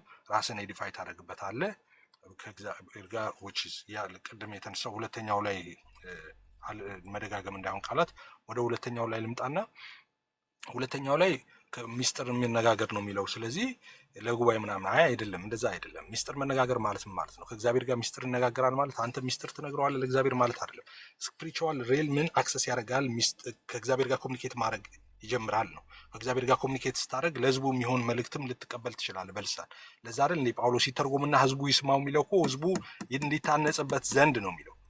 ተተርጉሞ ህዝቡ ከሰማው ህዝቡ ይታነጽበታል። ሶ ስፒሪቹዋል ሪልምን አክሰስ ታደርጋለህ ነው። ምስጢርን ከእግዚአብሔር ትቀበላለህ፣ ለህዝቡ ትናገራለህ ነው። ህዝቡ ደግሞ በዛ ይታነጻል። አለበለዚያ ግን አንተ ብቻህን ምስጢር ትነጋገራለህ ከእግዚአብሔር ጋር፣ አንተ ራስን ታነጻለህ፣ ህዝቡ ግን አይጠቀምም ነው እያለ ያለው። ስለዚህ ማይተረጎም ልሳን በጉባኤ መካከል ከማይተረጎም ልሳን ትንቢት ይበልጣል። የሚተረጎም ከሆነ ልሳኑ ግን ከትንቢት እኩል ነው ማለት ነው። ሶ ጳውሎስ እዛ ጋር እያነሳ ያለውን ሀሳብ እሱን በተመለከተ ነው። ስለዚህ ሁለቱም አንደኛ በጉባኤ መካከል ስላለ ነገር ሲናገር ሐዋርያው ቅዱስ ጳውሎስ ቅድም በደንብ በሰፊው ስናይ ነበረ። የተጻፈንበትም ዋና ዓላማ ሰዎች ኦፍኮርስ እዚህም እዛም ተነስቶ ሁሉም በልሳኑ ጮክ እያለ ተርጓሚ በሌለበት መጸለዩ ትክክል አይደለም ብለዋል ጳውሎስ። ለራሱ ግን መጸለይ ይችላል በጉባኤ መካከል ሆኖ ማለት ነው። ሰው በጉባኤ የሚሆን ብቻውን ሆኖ ያን በማድረጉ ደግሞ የሚያገኘውን ጥቅምም እዛው ሐዋርያው ቅዱስ ጳውሎስ ተናግሯል። ሰው ምንድነው እንደ መፍትሄ ደግሞ ብሎ ያስቀምጠው ሐዋርያው ቅዱስ ጳውሎስ የሚናገር ልሳን እንዲተረጉም ደግሞ ይጸልይ አለ። ትርጉሙን ደግሞ እንዲቀበል ይጸልይ አለ። ስለዚህ ልሳን የምትናገሩ ሰዎች እኔን ጨምሮ እኔ ልሳን ተናጋሪ ነኝ፣ ተናግሬ ያለው ብዙ ጊዜ ልሳን በጣም ነው የምናገረው። እኔ በልሳን ነው የምጸልየው ብዙ ጊዜ። ስለዚህ ትርጉም ደግሞ እንዲሰጠ ትርጉም የለኝም እኔ ትርጉም የልሳን ትርጉም ስጦታ የለኝም። ልሳን ትርጉሙን እንድንጸልይ እናገር ጥያቄ ያን ጥያቄ ልሳን ትናገራለህ አይደል አንተ? የስ ከጳውሎስ አልበልጥም እንጂ ልሳንን ተርጉመህ ታውቃለህ? የለኝም፣ ትርጉም አልተሰጠኝም፣ አልተረጉም። እሺ ታዲያ ካልተተረጎመ ለምሳሌ እኔ አሁን በአማርኛ ነው የማወራህ አይደለ? ኦኬ እኔ አሁን በአማርኛ አወራለሁ። በአማርኛ ጥሩ ቃል ብናገርህ የሆነ ፊሊንግ ይሰጣል አይደለ? የሚያንጽ ነገር ይመጣል አይደለ? ኔጌቲቭ ነገር ደግሞ ብናገር ደግሞ የሚያፈርስ ነገር ብናገር ደግሞ እንደዛ ደግሞ ዳውን ትሆናለህ ማለት ነው አይደል እንዴ? ስለዚህ በልሳን የሚናገር ራሱን ያንጻል ሲል የማይገባው ከሆነ የማይተረጉሙ ከሆነ ሚሊዮን የማያውቀው ከሆነ ምን ብሎ ነው የሚታነጸው? ስለተናገረ ብቻ? አዎ ስለተናገረ ብቻ አይገባውም ይላል ጳውሎስ እኮ። በልሳን የሚጸልይ አይምሮ አይገባውም ሲጸልይ ይላል ጳውሎስ። የሚናገረውን አያውቅም ይላል ጳውሎስ። ስለዚህ ጳውሎስ የሚናገረው በልሳን በሙሉ አይገባውም ማለት ነበረ? አይገባኝም ብለዋል እሱ ራሱ። አሁን ጳውሎስም አይገባውም እኔም አይገባኝም። በልሳን የሚጸልየው አይገባንም። ልክ ነህ። ትርጉም ከሌለው አይገባም። ትርጉሙ ከተሰጠ ግን ትርጉሙ ስላለ ይገባል። ትርጉሙ ከሌለ ግን አይገባም። እና አንብበው ጳውሎስ ያለውን አንደኛ ቆሮንቶስ ምዕራፍ 14 ላይ ነው። አሁን አንደኛ ቆሮንቶስ ምዕራፍ 14 ላይ በመንፈሴ በልሳን ጸልያለሁ በስጋዬም ጸልያለሁ ይላል። አዎ እሱ እንደሱ የሚለው 15 ላይ ነው። ከዛ በፊት ምን ይላል መሰለ 13 ጀምሮ ብናነበው፣ ስለዚህ በልሳን የሚናገር እንዲተረጉም ይጸልይ ይላል። ኦኬ ልሳን የሚናገር ግን ማይተረጉም አለ ማለት ነው። ሶ ያ ልሳን የሚናገረው እና ማይተረጉመው ሰውዬ ጉባኤው እንዲታነጽበት ልሳን ትርጉም እንዲሰጠው ይጸልይ እያለ ነው ጳውሎስ። ከዛስ በልሳን ብጸልይ ግን መንፈሴ ይጸልያል፣ አይምሮዬ ግን ያለ ፍሬ ነው ይላል ጳውሎስ። ሶ በልሳን ስናገር አይምሮ ያለ ፍሬ ነው፣ አይምሮ አያውቅም ጸልየውን ነው። ከዛስ ምን ይደረግ አለ ሐዋርያው ቅዱስ ጳውሎስ። ምን ይደረግ? እንደዚህ አለ ቀጥሎ፣ እንግዲህ ምንድን ነው አለ፣ በመንፈስ እጸልያለሁ በአይምሮም ደግሞ እጸልያለሁ፣ በመንፈስ እዘምራለሁ በአይምሮም ደግሞ እዘምራለሁ አለ። ስለዚህ ሐዋርያው ቅዱስ ጳውሎስ በመንፈስም ይጸልያል፣ በልሳን ይጸልያል፣ አይምሮ ያለ ፍሬ ነው ግን ይጸልያል፣ እንደገና በአይምሮም ሆኖ ደግሞ ይጸልያል። ሁላችንም እንደምናደርገው ማለት ነው። እሺ አዎ አይ ተግባብተናል እኮ አንድ ፖይንት ላይ ነው። ምክንያቱም ምንድነው አሁን እኔ ያልተስማማኝ ፓርት እግዚአብሔር ለህዝቡ መልእክትን ካመጣ ለህዝቡ የሚታነጽበትን ነገር ካመጣ አባባል የገባ ዋትስ ቤኔፊት ነው? አሁን ቤኔፊቱ ኦኬ፣ እግዚአብሔር ህዝቡን የሚናገረው ህዝቡን ለማነጽ ነው አይደል? ያው በትንቢት አሁን እግዚአብሔር ህዝቡን ያነጻል ሲናገር ማለት ነው። ለምሳሌ ሲናገር እዛ ቦታ ላይ የማያምን ሰው በመካከላችሁ ካለ የምትናገሩትን ነገር ካላሰማና ካላወቀ እንዴት አሜን ይላል። ስለዚህ እግዚአብሔር ሜሴጁ ሰዎችን ወደ ንስሐ ለማምጣት ከሆነ በትንቢት ውስጥም ሆነ በንስሐን ውስጥ ማምጣት ከሆነ ዋትስ ቤኔፊት? እኔ አሁን የማይገባኝ የምጠይቀው እሱ ነው። ምንድን ነው ጥቅሙ? ማይነገረ ከሆነ ትርጉሙ ማይነገረ ከሆነ መናገሩ ነው ቻቻቻቻ ማለቱ ምንድን ነው? ዋትስ ቤኔፊት? ኖ ቤኔፊት ለኔ ገባ። ምክንያቱም መንፈስ ቅዱስ ሀሳብ አለው ሰዎችን ወደ ንስሐ ሊያመጣ ሊሆን ይችላል አውቃለሁ፣ እና ኖ ቤኔፊት ብዬ ስለማመን ነው። ሌላው ደግሞ ጳውሎስ መቼ ነው የእሱን ልሳን የተረጎመው? እዚህ ጋር አሁን ምንድን ነው አንደኛው መሀል ላይ የተጠቀምካትን ቃል እንደሱ ደግሞ ባትጠቀም ደስ ይለኛል። ዝም ብሎ ቻቻ ማለቱ ምናምን ጥቅም አለው ምናምን ያልከው ትክክል አይደለም እሱ። ስለዚህ ከሁለተኛው ጥያቄ በመልስልህ ጳውሎስ መቼ ነው የእሱ ልሳን የተተረጎመው ያልከው አልተገለጠም በመጽሐፍ ቅዱስ ላይ። የጳውሎስ ልሳኑ ተተረጎመ የሚባል ነገር አልጠቅምም። ጳውሎስ ግን ልሳን ተናጋሪ እንደሆነ ተናግሯል። ከሁላችሁም ይልቅ እንደውም እኔ ልሳን እናገራለሁ ብለዋል ጳውሎስ። ከሁሉም ይልቅ ይናገር ነበር ልሳን ማለት ነው። እሱ አንድ ፖይንት ነው። ሌላ ምን ጥቅም አለው የምትለው ጥቅምማ አለው። ጥቅም አለው ይላል እኮ ጉባኤውን አይጠቅምም እንጂ ጥቅም አለው። አንተ በመልካም ነው የምታመሰግነው፣ ጉባኤ እንዲጠቀም ግን ትርጉም ፈልግ ይላል ሐዋርያው ቅዱስ ጳውሎስ። ጥቅሙን እኮ ዲና አያደርግም። ጥቅም አለው አንተ እንደምትለው አይደለም። ቅድምም ዩዝለስ ምናምን የሚል ቃል ተጠቅማ እንደዛ አይደል? ቆይ እናንብብ። እኔ የምናገር ይመስላል የመጽሐፉ ሐሳብ እንደሆነ እንደዚህ ይላል 16 ላይ እንደዚህ ይላል። አሁን ኢሚዲየት ቀጣይ ቨርሱ ማለት ነው። አሁን ስናወራ ከነበረው እንግዲያማ ካልሆነ አንተ በመንፈስ ብትባርክ ባልተማሩ ስፍራ የተቀመጠው የምትለውን ካላወቀ እንዴት አድርገው ለምስጋና አሜን ይላል ይላል። አንተማ ይልና መልካም ታመሰግናለህ። አየህ፣ መልካም ታመሰግናለህ፣ ሌላው ግን አይታነጽበትም ይላል። ስለዚህ በልሳን አሁን እኔ ጉባኤ ስር ሆኜ ብጸልይ እኔ እኮ ጮክ ብዬ አልኩ አሁን ብጸልይ ጳውሎስ የሚለኝ ምንድነው? ኤፍሬም አንተ እኮ መልካም እኮ እያመሰገንክ ነው፣ እግዚአብሔርን እያመሰገንክ ነው፣ ወንደርፉል ጥሩ ነው እኮ እያረክ ያለው መልካም እያረክ ነው፣ ራስንም ኤዲፋይ እያረክ ነው ስትጸልይ። ግን ሌላው እየታነጸበት አይደለም። ሌላው ማይታነጽበት ከሆነ ሌላ የሚታነጽበት አገልግሎቶች ስላሉ እንደ ትንቢት አይነት ማለት ነው፣ እንደ ማስተማር አይነት በተገለጡ ቃላቶች ያሉ አገልግሎቶች ስላሉ ለነሱ ተውላቸውና ጉባኤው ይታነጽ። አንተ ከራስ ጋር ኦኬ አመስግን በልሳን አንተና ከእግዚአብሔር ጋር ተነጋገር። ኦኬ በልሳን ተናገር፣ በልሳን ጸልይ ለብቻ። እነሱ ግን ጉባኤውን ለማነጽ እንዲሆን ግን ያን የጸጋ ስጦታ ያላቸው ሰዎች እንደ ትንቢት ያለውን እነሱ ይጠቀሙበት። አዳዲስ ሰዎች ያልተማሩም ሰዎች ጌታን ያላገኙም ሰዎች ሲገቡ በእነሱ ጌታ በእነሱ ተጠቅሞ እነዛን ሰዎች ይመረምራል፣ ወደ ንስሐ ይጠራቸዋል። ጌታ በእውነትም በዚህ ያለ ብለው ለእግዚአብሔር ወድቀው ይሰግዳሉ። ስለዚህ አንተ ጥሩ ብታረግም ለሰው አይጠቅምም፣ ለማህበር አይጠቅምም። ስለዚህ አንተ ለብቻ ኤፍሬም ለብቻ ተናገር ልሳኑ እያለ ነው ሐዋርያው ቅዱስ ጳውሎስ ያለው። አይ ደግሞ ሁለተኛው አማራጭ ደግሞ ምንድነው? ትርጉሙ እንዲሰጥ ጸልይና የዛኔ ጉባኤ ይታነጽበታል። እንደፈለክ ጸልይ። ከዛ በኋላ ተራ በተራ እየተጠባበቃችሁ በልሳን ከዛ አንድ ሰው የምትሉትን እየጠበቀ ያስተረጉማል። እንደዛ ማስተርጉም በሌለበት ሁኔታ ግን ለራስ ጸልይ እንጂ ጉባኤውን ማትተረጉመውን ልሳን በጉባኤ መካከል ጮክ ብላ አታድርግ ነው። እንደዛ ነው ሐሳቡ፣ የክፍሉ ሐሳብ። መጨረሻ ጥያቄ ምድራዊ ቋንቋ ነው ብለህ ታምናለህ? ግን ልሳን አይደለም። ምድራዊ ቋንቋ ሰሙኤል የሚነገር ምድራዊ ቋንቋ ከሆነ የትርጉም ስጦታ ምንድን ነው የሚያስፈልገው? የጸጋ ስጦታ ተደርጎ ልሳን የሚናገር እንዲተረጉም ጸልይ ብሎ ናገር እንዲተረጉም ጸልይ ብሎ ነው። ምዕራፍ ምዕራፍ 2 ላይ ሐዋርያት ሥራ ምዕራፍ 2 ላይ በባለ 50 ወቅት ያለውና ይሄኛው የጸጋ ስጦታ ተደርጎ ለአዲስ ኪዳን ቤተክርስቲያን አንደኛ ቆሮንቶስ ምዕራፍ 12 ላይ የተሰጠው ልሳን ሁለቱ አንድ አይነት አይደሉም፣ የተለያዩ ናቸው። ልሳን ይሄ ለቤተክርስቲያን በዚህ ዘመን እኛ የምንናገረው ልሳን ለአዲስ ኪዳኗ ቤተክርስቲያን የጸጋ ስጦታ ተደርጎ በመንፈስ ቅዱስ አማካኝነት የተሰጠው ልሳን ምድር ላይ የሚነገር ሰሙዌር ኤግዚስት የሚያደርግ ቋንቋ አይደለም፣ ሰማያዊ መንፈሳዊ ቋንቋ ነው። ሐዋርያት ሥራ ምዕራፍ 2 ላይ ግን የተናገሩት ምድር ላይ ኤግዚስት የሚያደርግ ሰሙዌር የሚነገር ምድራዊ ቋንቋ ነው የነበረው። ስለዚህ ሁለቱ ልዩነት አላቸው።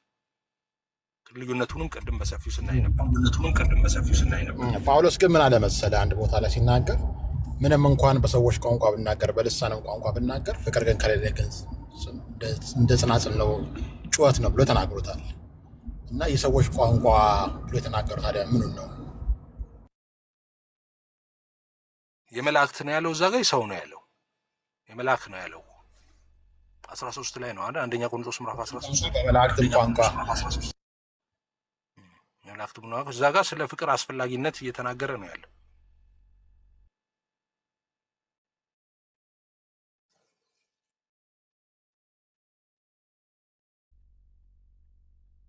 እሺ ሌላ ሰው አለ? ማን ነው ቀጣዩ?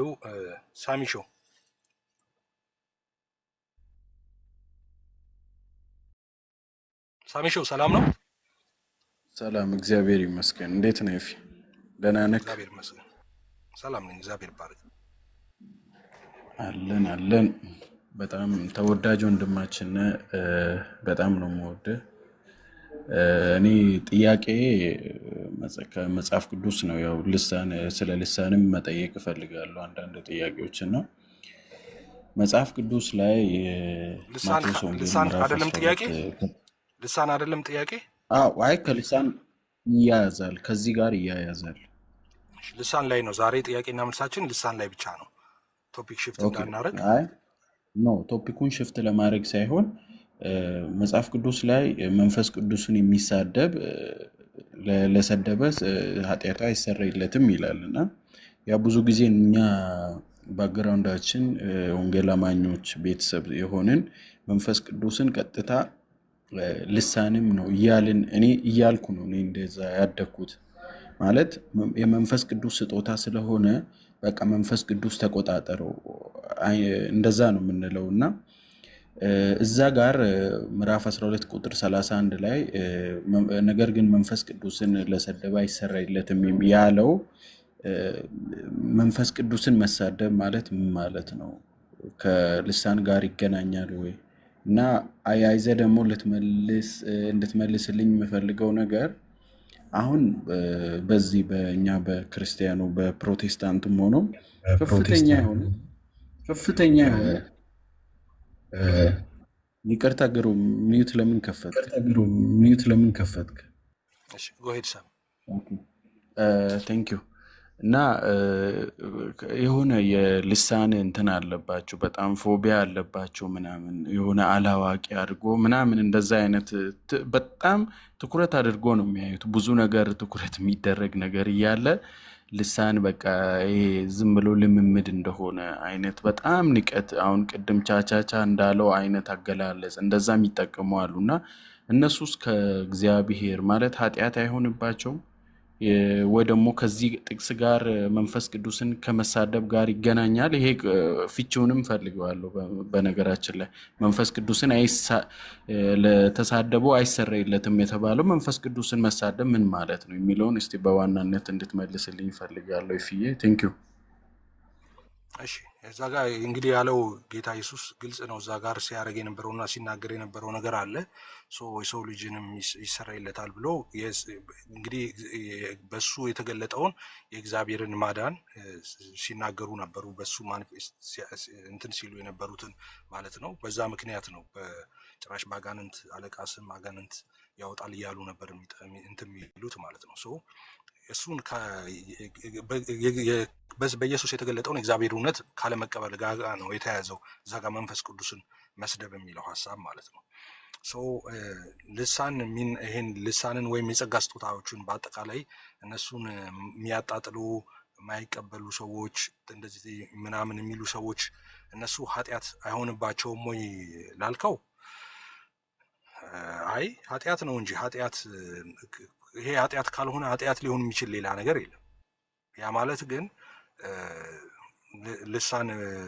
ልሳንን አልቀበልም አንድ ሰው ልሳንን አልቀበልም ማለት መብት አለው።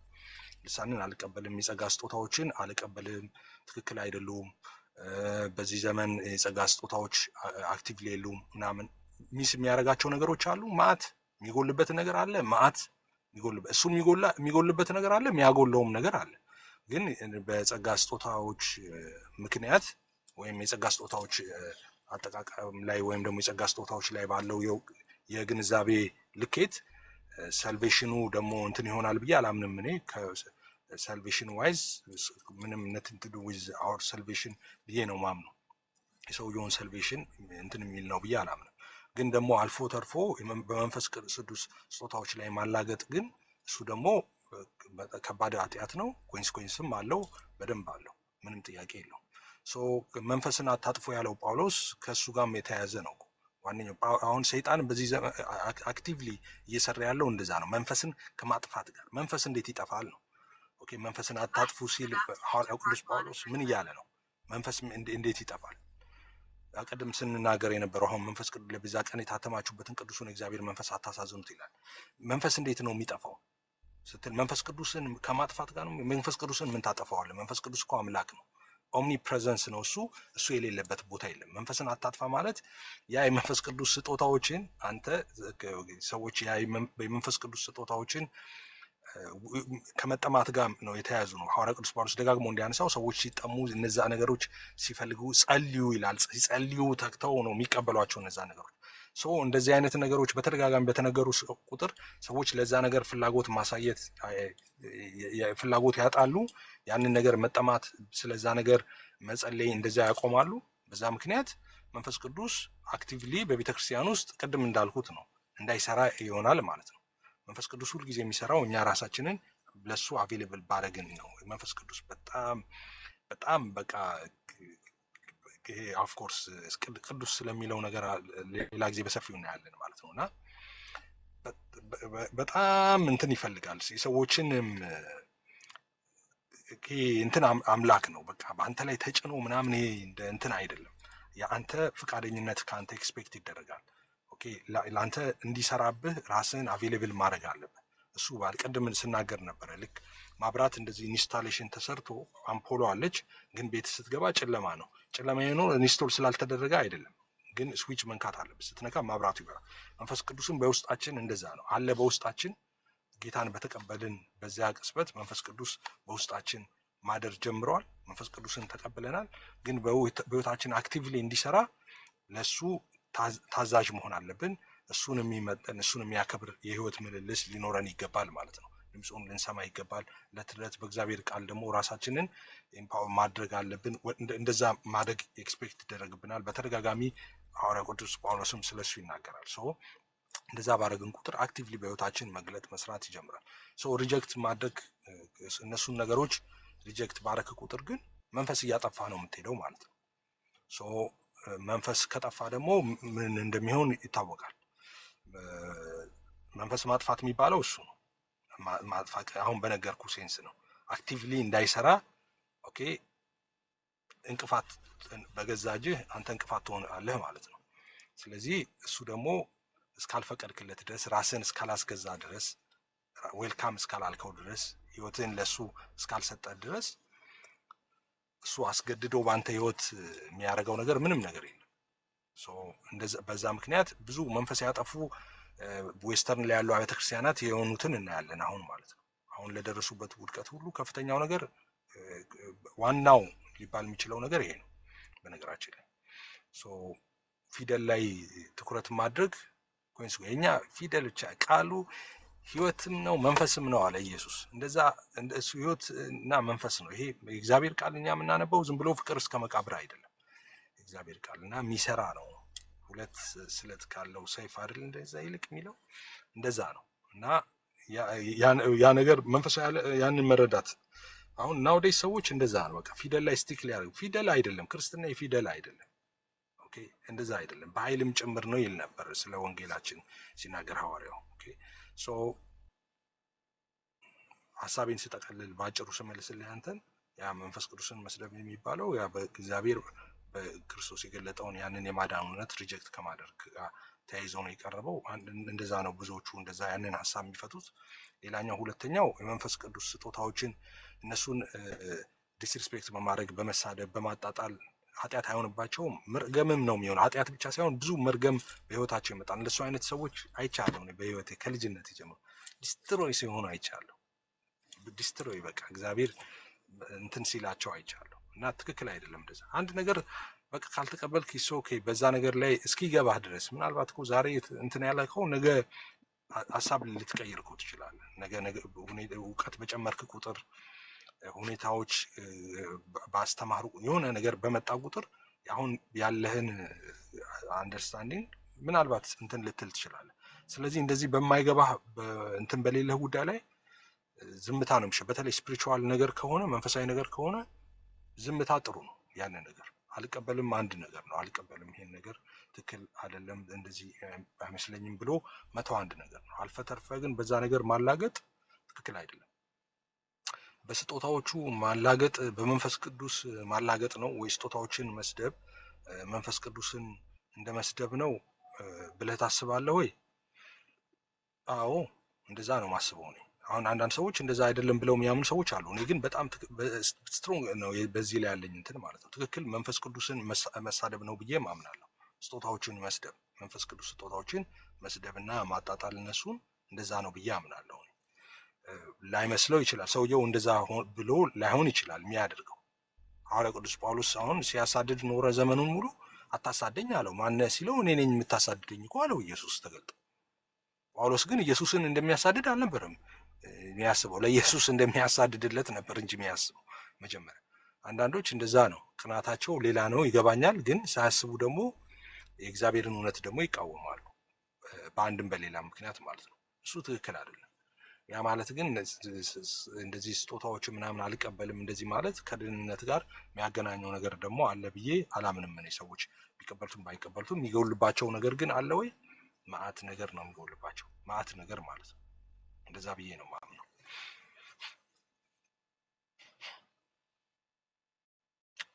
እሺ አይ ቲንክ ባይብሊካል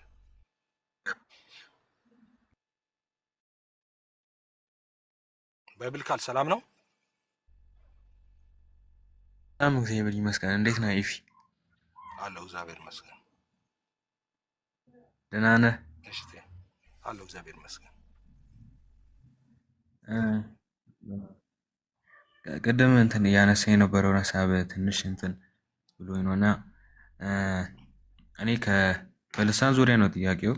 ከኦሊ ጂሰሶች ጋር ስከራከር ብዙ ጊዜ የቤተክርስቲያን አባቶችን በቻልኩት መጠን ለማንበብ እሞክራለሁ እና የሆነ ሰው ስም አልጠራም፣ ግን የሆነ አስተማሪ እዚህ ቲክታክ ላይ ሲያስተምር የፔንቴኮስታል ልምምድ የጀመረው ልክ እንደ ኦሊ ጂሰሶች ከ20ኛው ሴንቸሪ በኋላ ምናምን ልሳንን አባቶች አይደግፉም፣ ለ2000 ዓመት ቤተክርስቲያን ታሪክ ውስጥ የሌለ ነው ምናምን። ልክ ከኦሊ ጂሰሶች ኑፋቄ ጋር አንድ አድርጎ ሲያወራ ግራ ገባኝ እና እሱን ነገር ክሊር እንድታደርግልኝ ነበር። እንደሱ አይነት ሀሳብ ይነሳሉ። መሀል ላይ አልነበረም። አባቶችን እስቲ ይህንን ነገር ያነሱበትን ዝርዝር ሀሳብ ምናምን አሁን ባለው ሴንስ ማለት ነው። አባቶች ልሳን ላይ ኦፍኮርስ የተጻፉ አሉ፣ ግን አሁን ባለው ሴንስ እኛ በምንለው አሁን እንደዚህ የጻፉ አሉ ወይ አባቶች እንደዚህ በቤተክርስቲያን ታሪክ ምናምን ይላሉ። ለእነሱ አባት አትናቴዎስ ነው፣ ለእነሱ አባት ኦገስቲን ነው። ኦኬ ከሱ ውጭ አባት የላቸውም እነሱ። ለእኔና ደግሞ እንደኔ ላሉ ሚሊየንስ ደግሞ ክርስቲያኖች የኛ አባት እግዚአብሔር ነው። ከሱ ቀጥሎ ደግሞ የቤተክርስቲያን አባት የኛ የቤተክርስቲያን አባቶች የሚጀምሩት ከነ ዮሐንስ ከነ ጴጥሮስ ከነ ጳውሎስ እንጂ ከነ ፖሊካርፕ አይደለም፣ ከተማሪው አይደለም፣ ከራሱ ከዋናው ከበጎ ሐዋርያ ነው የሚጀምረው። ቤተክርስቲያን ስንል እኛ የዛሬ 500 ዓመት 700 ዓመት እና 1000 ዓመት አይደለም፣ እንደዛ አንጀምርም። እኛ እውነተኛዎቹ ስለሆንን ኦርጋኒኮቹ ስለሆንን ማለት ነው፣ የመጀመሪያዎቹ ስለሆንን ምንም ያልተቀላቀለብን እንትን ያላልን ስለሆንን ቤተክርስቲያን ብለን እኛ የምንጀምረው እንዳልኩ የዛሬ 500 ዓመት 700 ዓመት እና 1000 ዓመት አይደለም። ቤተክርስቲያን ብለን የምንጀምረው እኛ ወደኋላ ሄደን እዚህ ባለ 50 ወቅት የቤተክርስቲያን ተከላ ወቅት ነው የምንመጣው። ሐዋርያት ሥራ 2 ነው የምንመጣው፣ ቆሮንጦስ ነው የምንመጣው፣ ኤፌሶን ነው የምንመጣው። እነዚህን አብያተ ክርስቲያናት ላይ ነው የምንጀምረው እኛ ቤተክርስቲያን ስንል። እነሱ ከዚህ አይጀምሩ። ሰው ልዩነት አለ ማለት ነው። አሁን እንደዚህ የሃይማኖትም ልዩነት አለን ማለት ነው አሁን ከነዚህ ሰዎች ጋር። እኔ አሁን በቤተክርስቲያን ታሪክ ይሄ ነበር ወይ ስትለኝ አዎ ብዬ ይሄው ቆሮንጦስ ቤተክርስቲያን ብዬ አመጣልሃለሁ። አይ ሌላ ይለኛል። ስለዚህ ሃይማኖቴ ከሱ ጋር የተለየ ነው ማለት። እቺን ቤተክርስቲያን የማይቀበል ከሆነ ከኔ ጋር የሃይማኖት ነው ልዩነት ያለን ማለት ነው።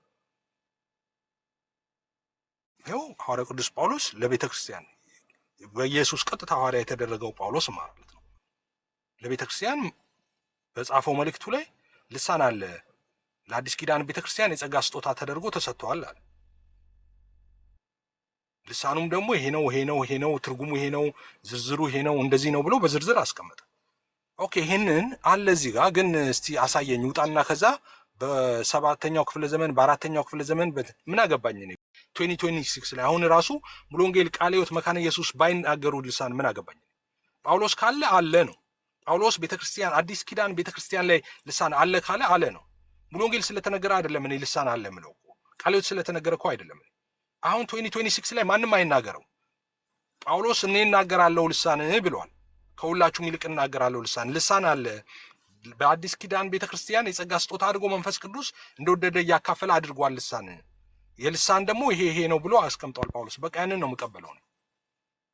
ሁለተኛው ላይ ኖረ፣ 7ኛው ላይ 9ኛው ላይ ኖረ who cares ማን አሁን 9ኛው ላይ 7ኛ ኖሮና እነሱም ያረጋግጡልኝ ይመስላል።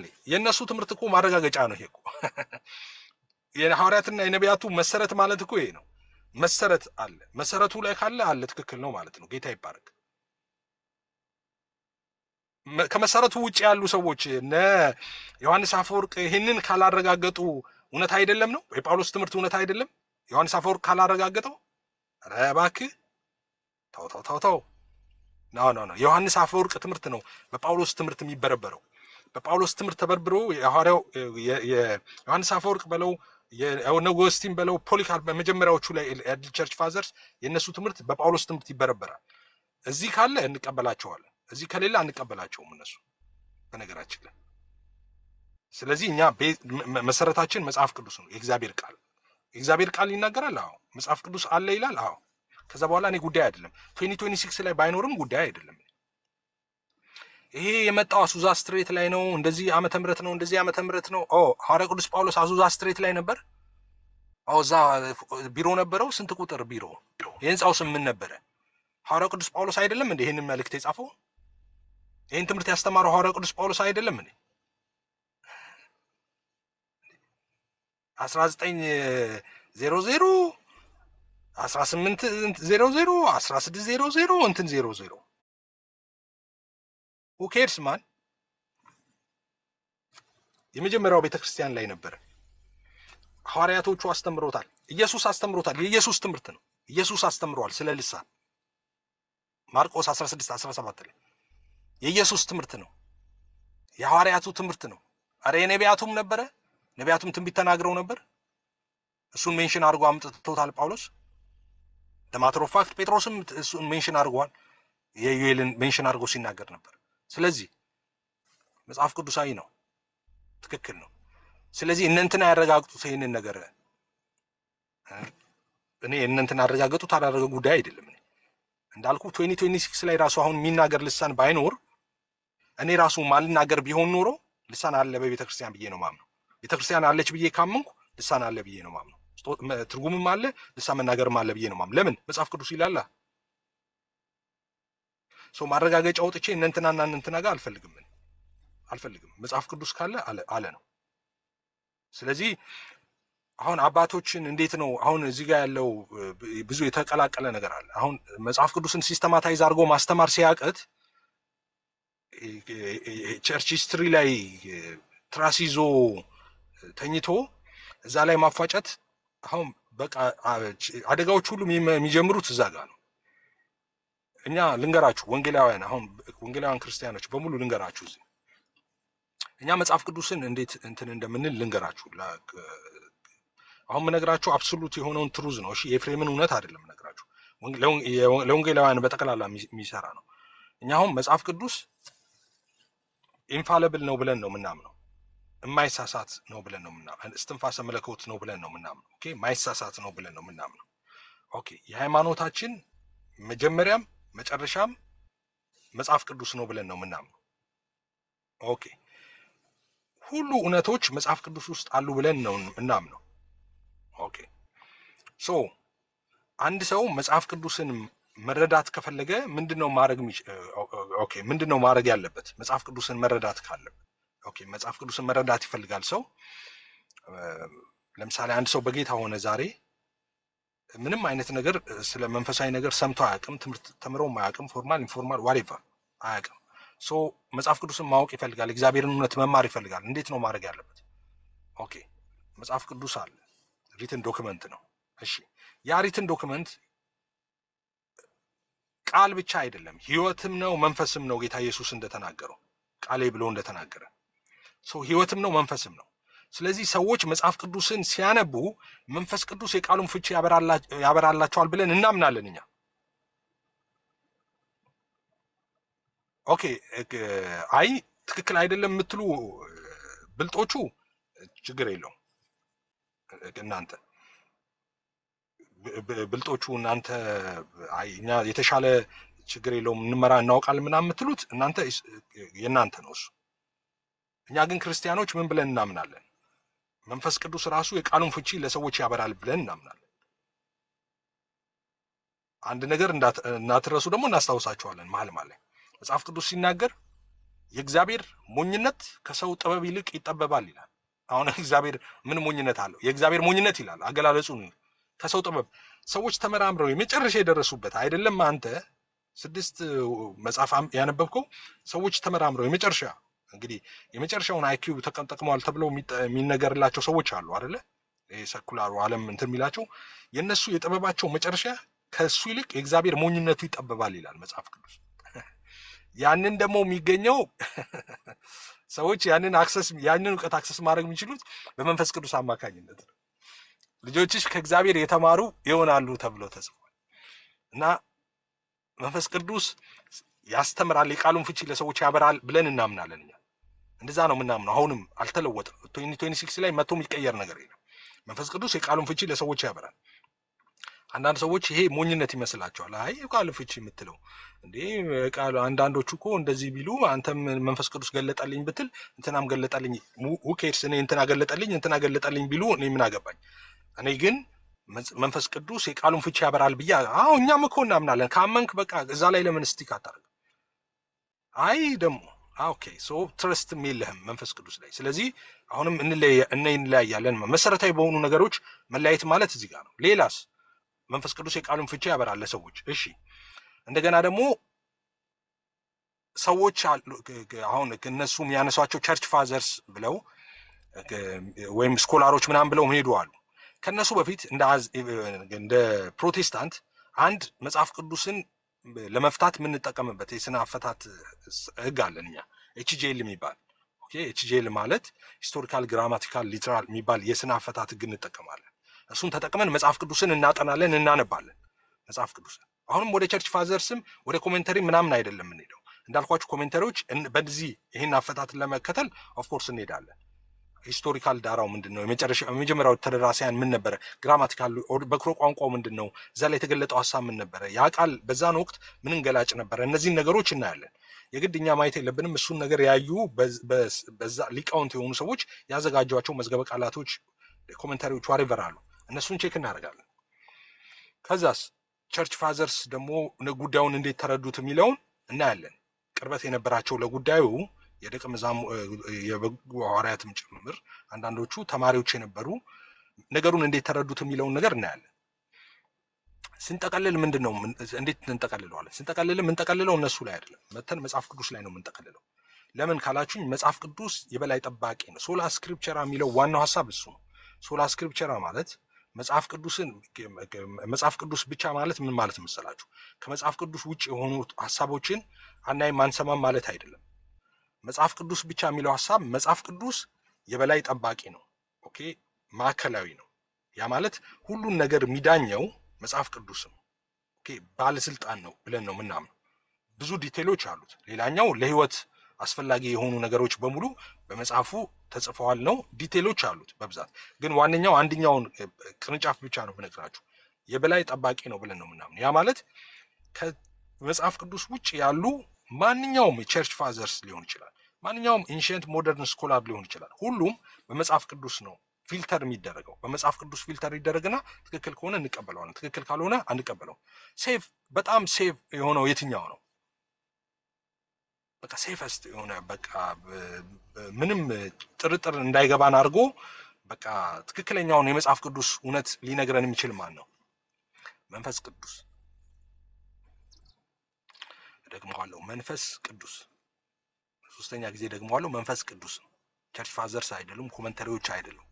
ኢቭን ዶ ቅድም ያልኳችሁ ኤችጂኤል የሚባለው ሄርሜኔቲክስ እንትናችንም አይደለም። መንፈስ ቅዱስ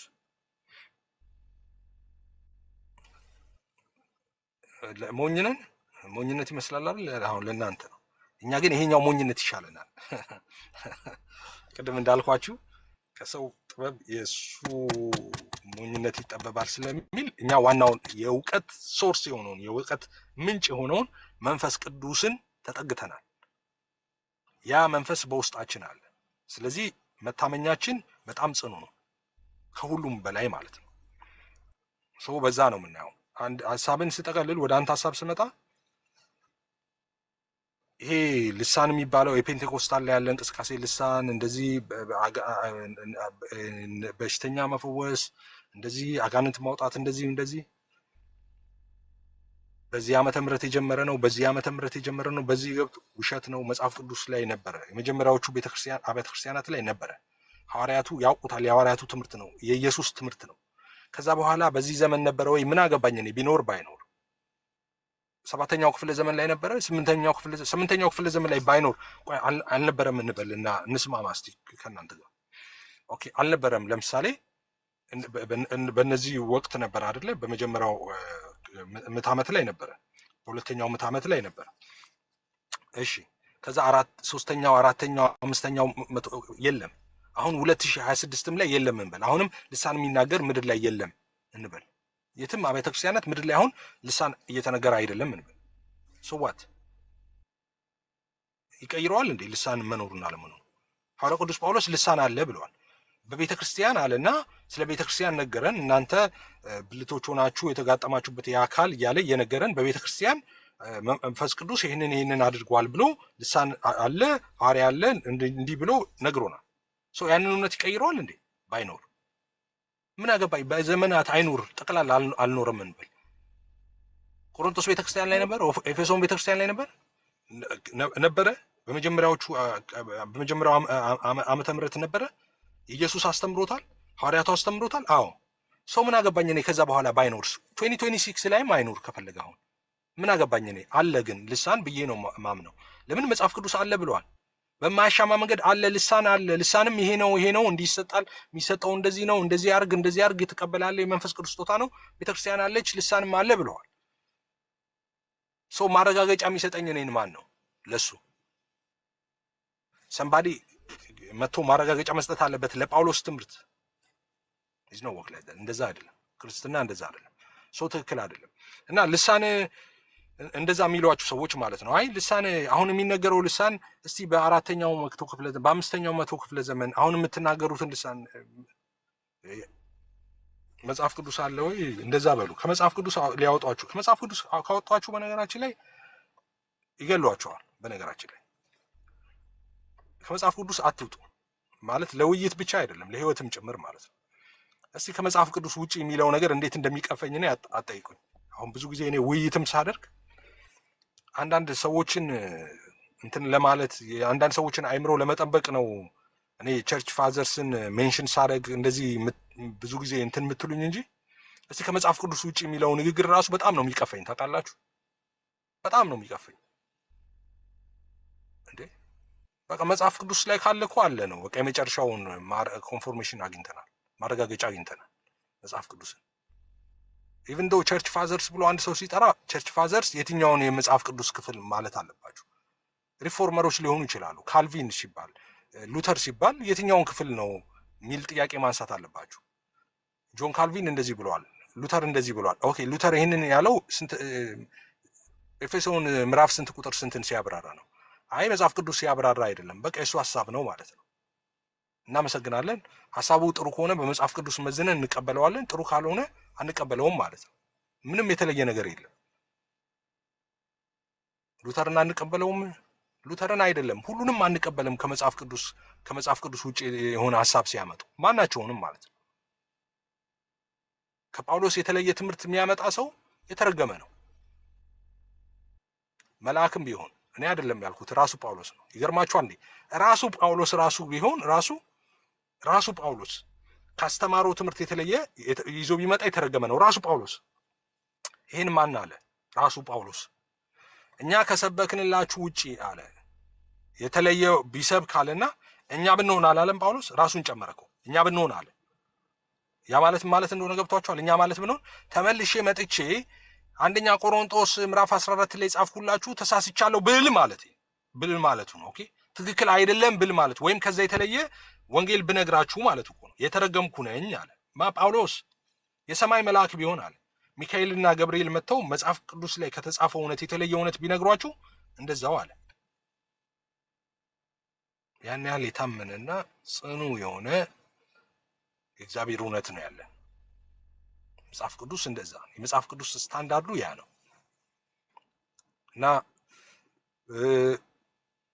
ፔንቴኮስታል ልምምዶች በ16ኛው መጡ፣ በ19ኛው መጡ፣ በ20ኛው ክፍለ ዘመን መጡ የሚለው ሁሉ ተረት ተረት ነው።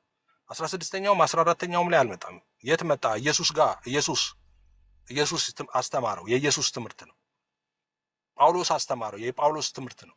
በመጀመሪያው ክፍለ ዘመን የነበረ ነው። በቤተ ክርስቲያን ምስረታ ወቅት የነበረ ነው።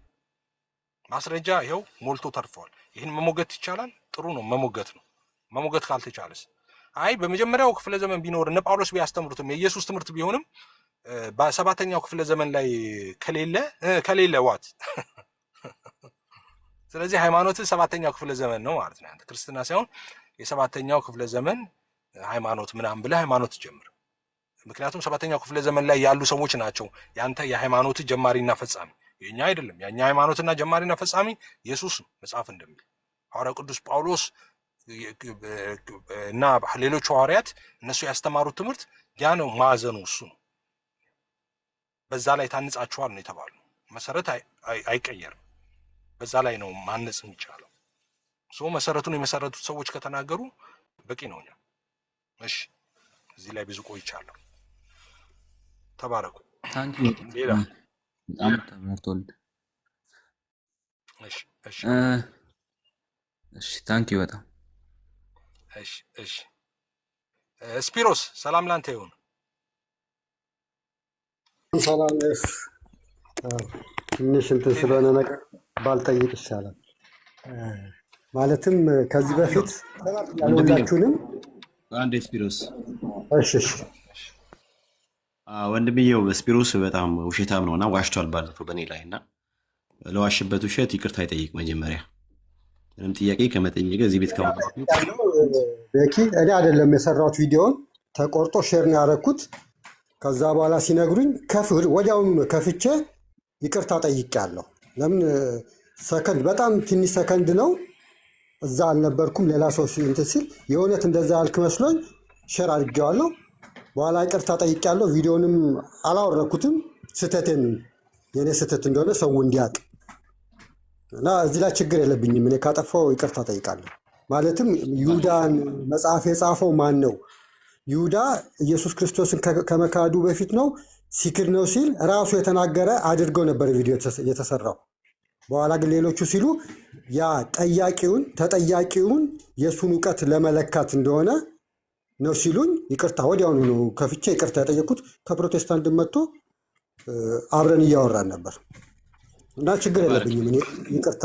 በነገራችን እናንተም የኔን ቪዲዮ ሰርታችኋል። እኔ ግን ይቅርታ ጠይቁ ብዬ እንትን አይደለም፣ ችግር ያለ ነገር ነው። ያው ሰው ነን። ኤፍም እንዳለ ማይሳሳተው መጽሐፍ ቅዱስ ብቻ ነው አይደለ? እምነታችሁ ራሱ ይሄ ስለሆነ እኔ ተሳሳትኩ አልተሳሳትኩም፣ በቃ ስንሳሳት በቃ በዚህ ነው ይቅርታ ነው። እኔም ልሳሳት እችላለሁ። ስሳሳት ይቅርታ እላለሁ ምናምን። እንደዚህ አይነት ነገሮች ስህተቶች አይጠፉም። ሳናቅ ቪዲዮዎችን የተቆረጡ ወይ እንደዚህ ልንለጥፍ እንችላለን መስሎን ትክክል ያልሆኑ ነገሮችን ሪፍሌክት እናደርግ እንችላለን። ስህተት ነው ከተባለ በቃ አለቀ ነው። ወንድምየው ምን ትላለህ? ቤራምስቶ ይባርክ። ስፒሮስ እንወዳለን። ቴንክስ ሶ ማች ዩ አር ሶ ብሌስድ። ከፈለክ አጠፋለሁ። ያላጠፋሁትም ያው ስህተቴ ስለሆነ ሰው ስህተቴ እንደሆነ እንዲያውቅ ነው ስለተናገርኩበት። ማጥፋትም እችላለሁ። እኔ አይደለም የሰራሁት፣ ሼር ነው ያደረኩት። በጣም ትንሽ ደቂቃ ነበር፣ ሰከንድም አትሞላም እና እንትን ሳልን መልቀቄ ነው። ወደ ልሳን እንምጣና ትንሽ ስሜት ውስጥ ሆነ ስለተናገርክ እኔ እንጃ። ከዚህ በፊት የምትናገረው ነገር አለ። እኛ እንደ ፕሮቴስታንት ብለህ የኢትዮጵያ የወንጌል ህብረት የሚያምነው ይሄ ነው ብለህ ቅዱስ አትናቴዎስን ጉባኤን ትጠቅስ ነበረ። ዛሬ ደግሞ ተቃራኒ ሆነ። እነሱ ሌላ መጽሐፍ ቅዱስ ሌላ ሆኖ የሆነ ነገር አድርገን ስትናገር የነበረውና አላልኩም እንደዛ። የቅዱስ አትናቴዎስን የእምነት መግለጫ እንቀበላለን የሚል አለ አይደል? የኒቅያ ጉባኤንም የመጀመሪያውን ኒቅያ ጉባኤ እንቀበላለን የሚል አለ። የቅዱስ አትናቴዎስንም የእምነት መግለጫ እንቀበላለን የሚል አለ። ትክክል ነው። እኔም እቀበላለሁ። በነገራችን ላይ ኮሜንት ላይ ላንተ አይደለም ኮሜንት ላይ ሲጻፍ ነበረ። አንድም የቸርች ፋዘርስ ልሳንን ተቃውሞ የተናገረ የለም። አይሴ አንድም ማለት አንድም ምድር ከተፈጠረ ጀምሮ አንድም እናንተ የምትሏቸው ማለቴ ነው። ኮሜንት ላይ ስትሩ አንድም ተቃውሞ የጻፈ የለም። ሶ ቸርች ፋዘርስ በዛ ጉዳይ ላይ የግድ ሪስፖንድ ማድረግ የለባቸው። እንግዲህ አገኝ ወይ ሄሬሲ ካልመጣ ወይ ብዙ ጊዜ እንደሱ ሲኖር ነው ወጣው የሚሰሩት። ተቃውሞ ተጻፈ አለ። አንድ የቸርች ፋዘርስ አምጣልኝ። አንድ የቸርች ላይ ስለ ሞንታኒዝም ቸርች ፋዘርስ ልሳንን ተቃውሞ አምጣ። ልሳንን ተቃውሞ ይጻፉበት።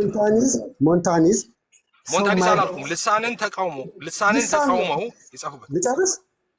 ሞንታኒዝም ቋንቋ ብለው ሰው በማይረዳው ቋንቋ ይናገር ነበረ። እሱን ተቃውመው ይሄ ከመንፈስ ቅዱስ ነው ብለው ይናገሩ ነበር። ይሄን ተቃውመው የተጻፈ ነገር አለ። ምን ብለው ነው የሚሉት? ይሄ ሰው ማይረዳው ነገር ነው ከመንፈስ ቅዱስ አይደለም ብለው ይቃወሙታል። ይሄንንም ልጨርስ አንዴ። የራሳችሁ ያልሆነ ነገር ነው የምታወራው። እኔ ስለ ልሳን እኮ ልጨርስ፣ 4 ነጥብ ላድርግ። የራሳችሁ በቃ ምንም ቶፒክ አንድችን ጋር የተገናኘ አይደለም። ማን ነው የወንጌላውያን ህብረትን የሚመራው? ማን ስማቸው? ማን አብደው ነው የሚባሉት? ጻድቁ አብደው ዋስጠው ይሄንን አንስተው ሞንታኒዝም የኛን የልሳን እንትን ይመስላል ሌላም ብለው ሲናገሩ ነበር። ስለዚህ የቸርች ፋዘርስ ጻድቁ አብደው ነው ይመስላል ማለት ናቸው። አይ የቸርች ፋዘርስ ጻድቁ አብደው ናቸው አይደሉም። እነሱ አይደለም እኮ ቸርች ሂስትሪ ላይ ነው። ኤፍሲኤስ ቸርች ሂስትሪ ሰጣሃለሁ ክፍሉ አያውቀዋለሁ የምታወራውን አቀ ነቲንግ ቱ ዱ ዊዝ አሁን ስለ ልሳን ጋር ምንም ተያያዥነት የለውም። እዛ ላይ የተገለጠው የኛ አይደለም ማለት ትችላለህ፣ ግን ስለ ልሳን ነው እዛ የሚያወሩት። የኛ አይደለም ስለ ልሳን አይደለም የሚያወሩት እነሱ የሚያወሩት ቋንቋ። ስለዚህ ቤዛቸው ራሱ ሰዎቹ ምንድነው እንዴ እንትናቸው? አሁን ቶፒኩን ሽፍት ልታደርግብኝ ነው። በቃ እሱን የኛ አይደለም ማለት ትችላለህ፣ ግን የእነሱን እንትን ቋንቋ ተቃውሞታል። የሚገናኝ አይደለም። ወደ መጽሐፍ ቅዱስ እንምጣና ቅድም ስትናገር አንዱ ከእግዚአብሔር ጋር በመንፈስ በሚስጥራት የምንነጋገርን ነው ብሎ ሲናገር አንተ ምን ብለን ያስተካከልከው? ሚስጥር ይገለጥልንና ለሰዎች እናስተምራለን ነው ያልከው። አይ እንትን ያልከው ምናምን አስተካክለው ምናምን አትበል። ያልኩትን በልና ትክክል አይደለም የምትለውም ሞግት እንደዛ አድርግ። አይ ልጁ ተቃራኒ ሆኖ ነው የመጣው። በነገራችን ላይ አንተ ምን አለ? ለምንድን ነው ልሳን የምናወራው? አያስፈልግም። ሚስጥርን የምንናገርበት ከሆነ ለምንድን ነው የምንናገረው? በአደባባይ ሆነ የተናገረው። አንደኛ ቆሮንቶስ ምዕራፍ 14 ቁጥር ከ1 ጀምሮ ያለው የተናገረውና ከእግዚአብሔር ጋር ሚስጥርን እንነጋገራለን ብለው ብዙ ጊዜ ፔንቴኮስታል ይጠቅሱታል ይህን ክፍል። ልሳን ከእግዚአብሔር ጋር ሚስጥርን የምንነጋገርበት ነው የምትነጋገሩበት ነው። አንደኛው ልሳን ከእግዚአብሔር ጋር ሚስጥር ማውሪያ ነው። እኔ እንደ ጳውሎስ ነው የሚለው። ስለዚህ አዎ ትክክል፣ ጳውሎስ እንደዛ ብሏል። እና እንደዛ ያለበትን አሳየኝ፣ ክፈተውና እንደዚህ ይላል። አንደኛ ቆሮንቶስ ምዕራፍ 14 ቁጥር 2 ላይ ከእግዚአብሔር ጋር ልብ በል፣ ከእግዚአብሔር ጋር ሚስጥርን እንነጋገርበታለን። በመንፈስ ሚስጥርን ይናገራል ይላል። በመንፈስ ሚስጥርን ይናገራልና ከእግዚአብሔር ጋር ሚስጥርን ይናገራል። የተለያየ ነገር ነው። ግን አንብበው ለምን አንድ እንደሆነ ለምን አንድ እንደሆነ ነገር አንተ አማርኛም ችግር ስላለ እያገዝኩ ልናገር ችግር የለብኝም። ለምን አዲሱ መደበኛ አንብቤው ስለሄደ ሁለቱንም አንብበው አንዴ ከእግዚአብሔር ጋር መሆኑን እናነባዋለን። አንዴ በልሳን የሚናገር ለማን ነው የሚናገረው ይላል? እግዚአብሔር ነው የሚናገረው። እሺ ለእግዚአብሔር እንጂ ለሰው አይናገርም ይላል። የሚያስተውል ይላል። በመንፈስ ግን ሚስጥርን ይናገራል ይላል። ስለዚህ ከእግዚአብሔር ጋር ነው በመንፈስ ሚስጥር ይናገራል ማለት ቅድም እንዳልኩት ከእግዚአብሔር ጋር ኮሚኒኬት ያደርጋል። ስፒሪቹዋል የእግዚአብሔርን የልቡን ሀሳብ ለጉባኤው ይሆናል፣ ለምድሪቱ ይሆናል፣ ዋሬቨር እሱን እግዚአብሔር ለዛ ሰው ይገልጥለታል፣ ያ ሰው ደግሞ ለህዝቡ ይገልጣል ብያለሁ እና አንዱ እሱ ነው። ስለዚህ ምንድነው ጥያቄ? አዲሱ መደበኛን ክፈተው። የለኝም እኔ አንብበው አንተ። አንድ ሰው አዲሱ መደበኛን ይክፈተው። እንግዲህ ከኛውንም ብታዩት እንግሊዘኛውን አላውቅም እንዴት እንደሆነ ከእግዚአብሔር ጋር እንግሊዘኛውንም ማውጣው ሁሉንም ማውጣው አንድ ላውጣው በትልቅ አድርገኝ ነው። እሺ አንደኛ ቆሮንቶስ ምዕራፍ 14 ስልጣን ውበት አንድ ቀን ይሻራል፣ ጌታ ግን እንደገዛ ይኖራል። በጎተራ ያለው ምርቱ ሳይበላ ይታያል አይደል? ይታያል። እሺ ምንድን ነው የሚለው? በአረንጓዴ ያልኩ ልሳንን የሚናገር ለእግዚአብሔር እንጂ ለሰው አይናገርም ይልና ሚስጥር የሆነውን በመንፈስ ስለሚናገር የሚረዳው የለም እና ሰዋት ሚስጥር የሆነውን በመንፈስ ስለሚናገር እና ሚስጥር የሆነውን ነገር በመንፈስ ይናገራል ሲሆን መንፈስ ቅዱስ ገልጦለት ጨርስ እንዳታጠፋው እሱ ጋር ያዘው አላጠፋው ያዘው አንድ ጊዜ ስፒሮስ እኔ እኮ ምን እንትን ልታመጣ ነው ያዘው ላንብበው አንድ ጊዜ ላንብብላቸው አንተ ላስረዳቸው እሺ ከአንተ ላንብብላቸው እና ላስረዳቸው አንብበው ሁለቱም አዲሱ መደበኛ አለ እሺ እንደዚህ ይላል በልሳን የሚናገር ለእግዚአብሔር እንጂ ለሰው አይናገርምና ይላል ያው ቅድም እንዳለው ማለት ነው ለእግዚአብሔር እንጂ ለሰው አይናገርምና ይላል ከዛስ እሺ ሚስጥር የሆነውን በመንፈስ ስለሚናገር የሚረዳው የለም ይላል ይኸውላችሁ ሚስጥር የሆነውን ይላል ሚስጥር ነው የሚናገረው ሚስጥር የሆነውን በመንፈስ ነው የሚናገረው ሚስጥር ነው ምንድነው ሚስጥር የሆነው ከተባለ ያ የሚናገረው ነገር ኦኬ ሰማያዊ ነው መንፈሳዊ ነው ከእግዚአብሔር ጋር ነው ኮሙኒኬት የሚያደርገው ልሳን ሲናገር ማለት ነው ስለዚህ ሚስጥር ይናገራል ማለት ሰውየው ለእግዚአብሔር ሚስጥር ይነግረዋል ማለት አይደለም መንፈሳዊ ዓለም ኦኬ እግዚአብሔር ሚስጥሩን ለሰውየው ስለሚገልጥለት ሰውየው ደግሞ ያ የተገለጠው ሚስጥር ለጉባኤው ስለሚናገር ሚስጥርን ይነጋገራል የተባለው እሱ ነው ከእግዚአብሔር ጋር ኮሙኒኬት ያደርጋል ነው ከስፒሪቹዋል ሬልም ጋር ኮሙኒኬት ያደርጋል በመንፈስ ነው ኦኬ ልሳን በሚናገር ጊዜ ከዛስ እግዚአብሔር ለምሳሌ ህዝቡን ሐዋርያው ቅዱስ ጳውሎስ እንደዛ አይደለ ለማነጽ እንዲሆን አይደለ እንዲበዛላችሁ እያለ እየተናገረ ያለው ጉባኤው እንዲታነጽበት አለ አሁን የሚተረጎም ከሆነ ለምሳሌ እግዚአብሔር ለምሳሌ ለጉባኤው መልእክት ይኖረዋል ልክ በትንቢት እንዳለው ማለት ነው ሰው ለጉባኤው መልእክት ሲኖረው ሰውየው በልሳን ሚስጥርን ከእግዚአብሔር ጋር ይነጋገር ቅድም እንዳልኳችሁ ሚስጥርን ማለት ምን ማለት ነው ቅድም እንደነገርኳችሁ ከእግዚአብሔር ጋር ኦኬ በመንፈስ ኮሙኒኬት ያደርጋል እግዚአብሔር ሚስጥርን ይነግረዋል ነው ኦኬ የማይታየው ዓለም ላይ ያለውን ቅድም እንደውም ምሳሌ እንደሰጠዋችሁ ለኢዮብ በመጨረሻው ምዕራፎቹ ላይ የምታስታውሱ ከሆነ ይመጣና እግዚአብሔር የማይታየው ዓለም ላይ ያለውን ታውቃለህ ወይ ይለዋል ስርዓቱን ታውቃለህ ወይ ይልና በሚታየው ዓለም እንዲሰነጥን ማድረግ ትችላለህ ወይ ይላል ገብተዋል ማይታየው ዓለም ላይ ያለውን ነገር እግዚአብሔር ለዛ ሰው ይገልጥለትና ያንን ነገር ለህዝቡ እንዲረዳ ያደርጋል ነው ኦኬ የዚህ የዋነኛ ሐሳብ እዚህ ክፍል ቁጥር 2 ሚስጥር የሆነውን በመንፈስ ይናገራል ሲል ከእግዚአብሔር ጋር ሚስጥር ይናገራል ሳይሆን እግዚአብሔር መንፈስ ቅዱስ የተደበቀውን ነገር ይገልጥለታል አይደል ታዲያ ሚስጥር እኮ የተገለጠ ማለት የተደበቀው ማለት ሚስጥሩን ይገልጥለታል ለሰውየው ነው አሁን ያልኩት ነው ይገልጥለት ከእግዚአብሔር ጋር ሚስጥር ማለት የተደበቀ ነገር ነው ለእግዚአብሔር የተደበቀ ነገር ይናገራል ለማለት ሳይሆን እግዚአብሔር ሚስጥር የተደበቀውን ነገር ይገልጥለታል ለሰውየው ነው አዎ ከእግዚአብሔር ጋር ሚስጥር ማለት አይደለም ሚስጥር ለእግዚአብሔር ይገልጣል ሚስጥሩን ይነግረዋል ሳይሆን ታዲያ ምንድነው ስፒሪዬ ምንድነው ታዲያ ምንድነው የምትለኝ አምስት ይላል ሚስጥር የሆነውን ነገር በመንፈስ ቅዱስ ኃይል ስለሚናገር የሚናገረውን ቃል የሚያውቁት የሉም ይላል አይደል መንፈሳዊ የሆነ ሰው መንፈሳዊ የሆነውን ነገር ስለሚናገር ልክ ሐዋርያው ጳውሎስ ቅድም ጠቅሰው ነበር ወደ ሰማይ ተነጥቆ ሲመለስ የተናገረው ነገር አለ ያንን ሲናገር ሰው አይረዳውም ለምን ይሄ ሚስጥራዊ በቃ ለሱ የተገለጠ ነው፣ በዓለም የሌለ ነው። በዓለም ያለው ሰው ጳውሎስ ያየውን ነገር ስላላየ ቢነግራቸው አይረዱም ማለት ነው አይደል? እዚህ ክፍል አውድ ላይ አሁን ጳውሎስ አውድ ላይ እሱ የተለየ ነው። እዚህ ክፍል ላይ ምንድነው እንዲህ ተረጉም ይጸልይ የሚለው እኮ ቢተረጎም ስለሚረዱት ነው፣ ስለሚገባቸው ነው። እንዲህ ተረጉም ይጸልይ የሚለው ጳውሎስ ማለት ነው። ኦኬ ሶ የዛ ጳውሎስ ከአእምሮ በላይ ስለሆነ አንዳንዱን ነገር ለመናገርም ድፍረት አላገኘም። ሐዋርያ ቅዱስ ጳውሎስ ከእሱ ጋር አታገና በቀጥታ እዚህ ጋር መጥተህ ሁሉን ነገር እንዳትሰፋው። እዚህ ጋር እንዲተረጉም ይጸልይ የሚለው ቢተረጎም ሰዎች ስለሚገባቸው ስለሚረዱትም ጭምር ነው። ገባኝ። ከእግዚአብሔር ጋር ሚስጥር ነው የምትናገረው። ሚስጥር ማለት የተደበቀን ነገር ነው አይደል?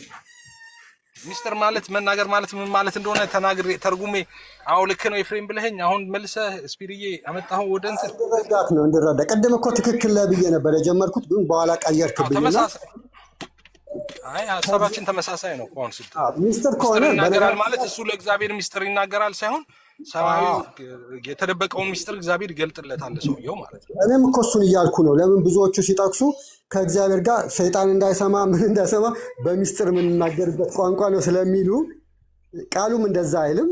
እግዚአብሔር ያው መንፈሳዊ ሰው መንፈሳዊ ነገርን ሲረዳ ስለሚናገር በእግዚአብሔር መንፈስ ተነቶ ሰዎቹ አይረዱትም የሚለው ትርጉሙ ለማለት ነው። እና ሰይጣን እንዳይሰማ የሚለውን ወድጀዋል። እንደዛ ይላሉና ሲሉ አልሰማህም? እኔ አልሰማም። ኦኬ እሺ፣ ለማንኛውም በቃ ተስማምተናል እዚህ ላይ። ሁለተኛ ጥያቄ የመጨረሻው ቅድም ማለትም ያው የእግዚአብሔር ጸጋ ስጦታ ሲሰጥ ለሆነ ዓላማ ነው፣ ወይም ማህበርን እንትን ለማለት ለማነጽ ወይም ራስን ለማነጽ ነው አይደል? ዓላማ አለ። ልሳን ሰው ልሳን ሲናገር ራሱን ያንጻል ይላል። ትክክል። በአእምሮም ባይረዳ ውስጡን ግን ራሱን ያንጻል። ሌሎቹን እንዲያንጽ ግን መተርጎም አለበት። ለራሱ ችግር የለም ባይተረጎምም፣ በአእምሮ ባይረዳም በመንፈሳዊ ነገሩ ይረዳል አይደል? ትክክል። ይሄ ልሳን የሚናገረው የሚጠቀመው ምንድን ነው? እሱ የማይረዳው ቋንቋን ሲናገር ያው የማይረዳው ስል በአእምሮ ነው፣ በውስጡ ይረዳል። እና ምንድን ነው የሚጠቀመው? ዓላማው ምንድን ነው?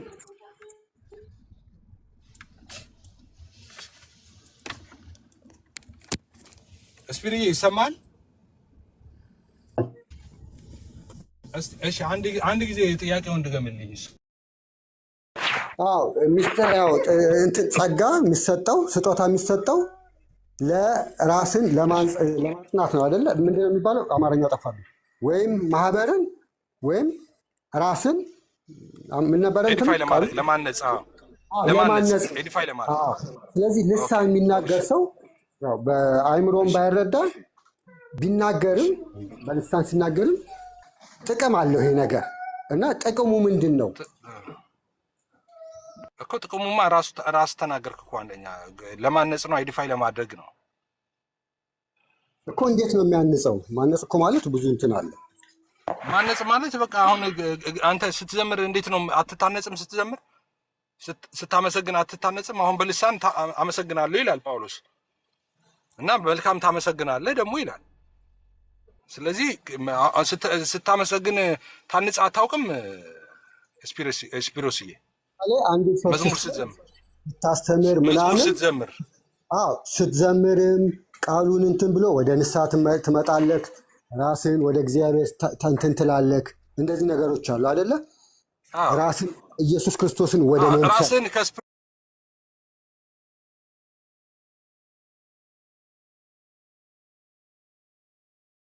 እና እንግዲህ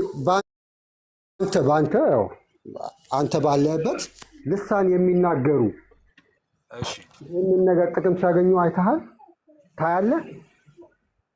ልሳን ሲናገሩ እኔ ራሴ ልሳን ተናጋሪ አይደለሁ እንዴ? አንተን ይቅርታ አድርግልኝና ትንሽ እስካሁን እቺ ንዴት ምናምን መቆጣጠር አልችልም። ለምን ቅድም ስጦታ የሚሰጠው ኢየሱስ ክርስቶስን ለመምሰል ነው አይደል? የጸጋ ስጦታ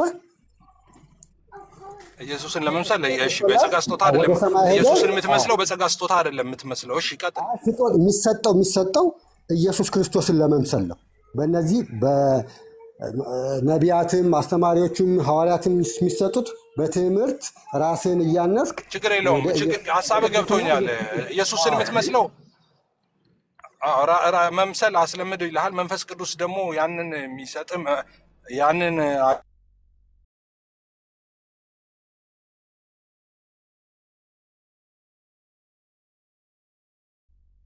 የምታገኘው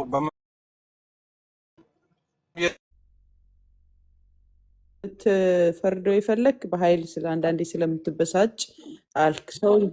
ሰውኛ ተፈጥሮ ነው። አዳምጠኝ። እኛ እኮ ፍጹም ይኸውልህ፣ ልክ ነው ማለት ልትፈርድበት ስልህ ጀጅ ያረክበትን መንገድ ነው። ክፉ ነው እያልኩ አይደለም። ጥሩ ነው እኮ ያሰብከውን መናገሩ መልካም ነው። ግን ምን አለ መሰለህ፣ ሰው እኮ ሰው ነው። የፈለገውን ያህል ምድር ላይ ጸደቅኩ ቢል እግዚአብሔር መሆን አይችልም አይደል እንዴ?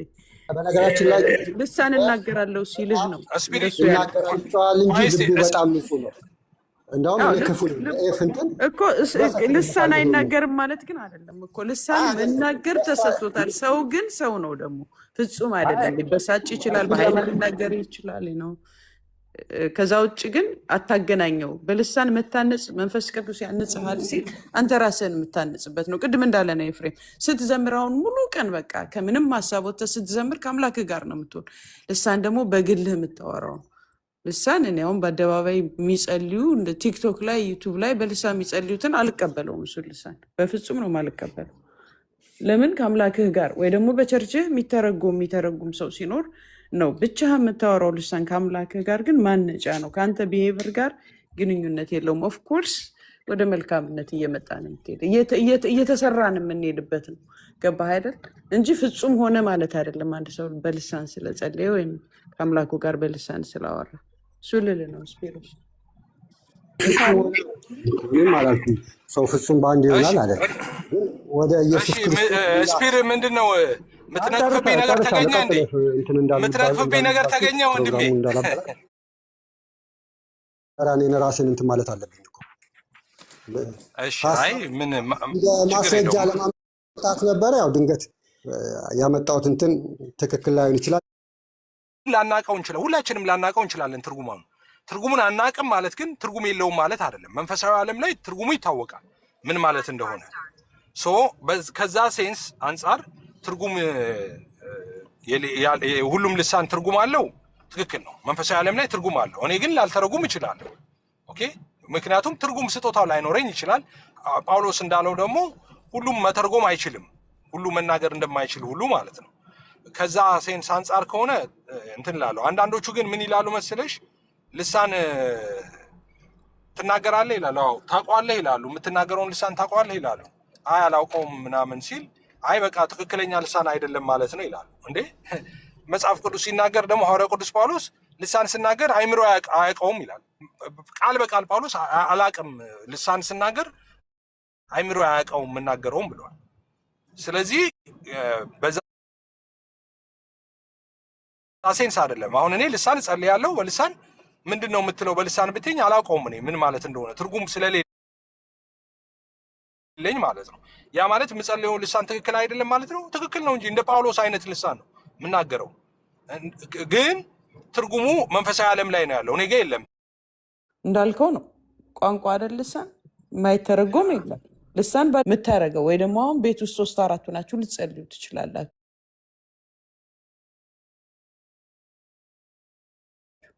ሁሉም በእያንዳንዱ ሲጸልይ ከአምላክህ ጋር የምትነጋ አንተ እኮ አይደለም የሚያስቃትት መንፈስ ቅዱስ ነው። ደስ ይላል በጣም እሱ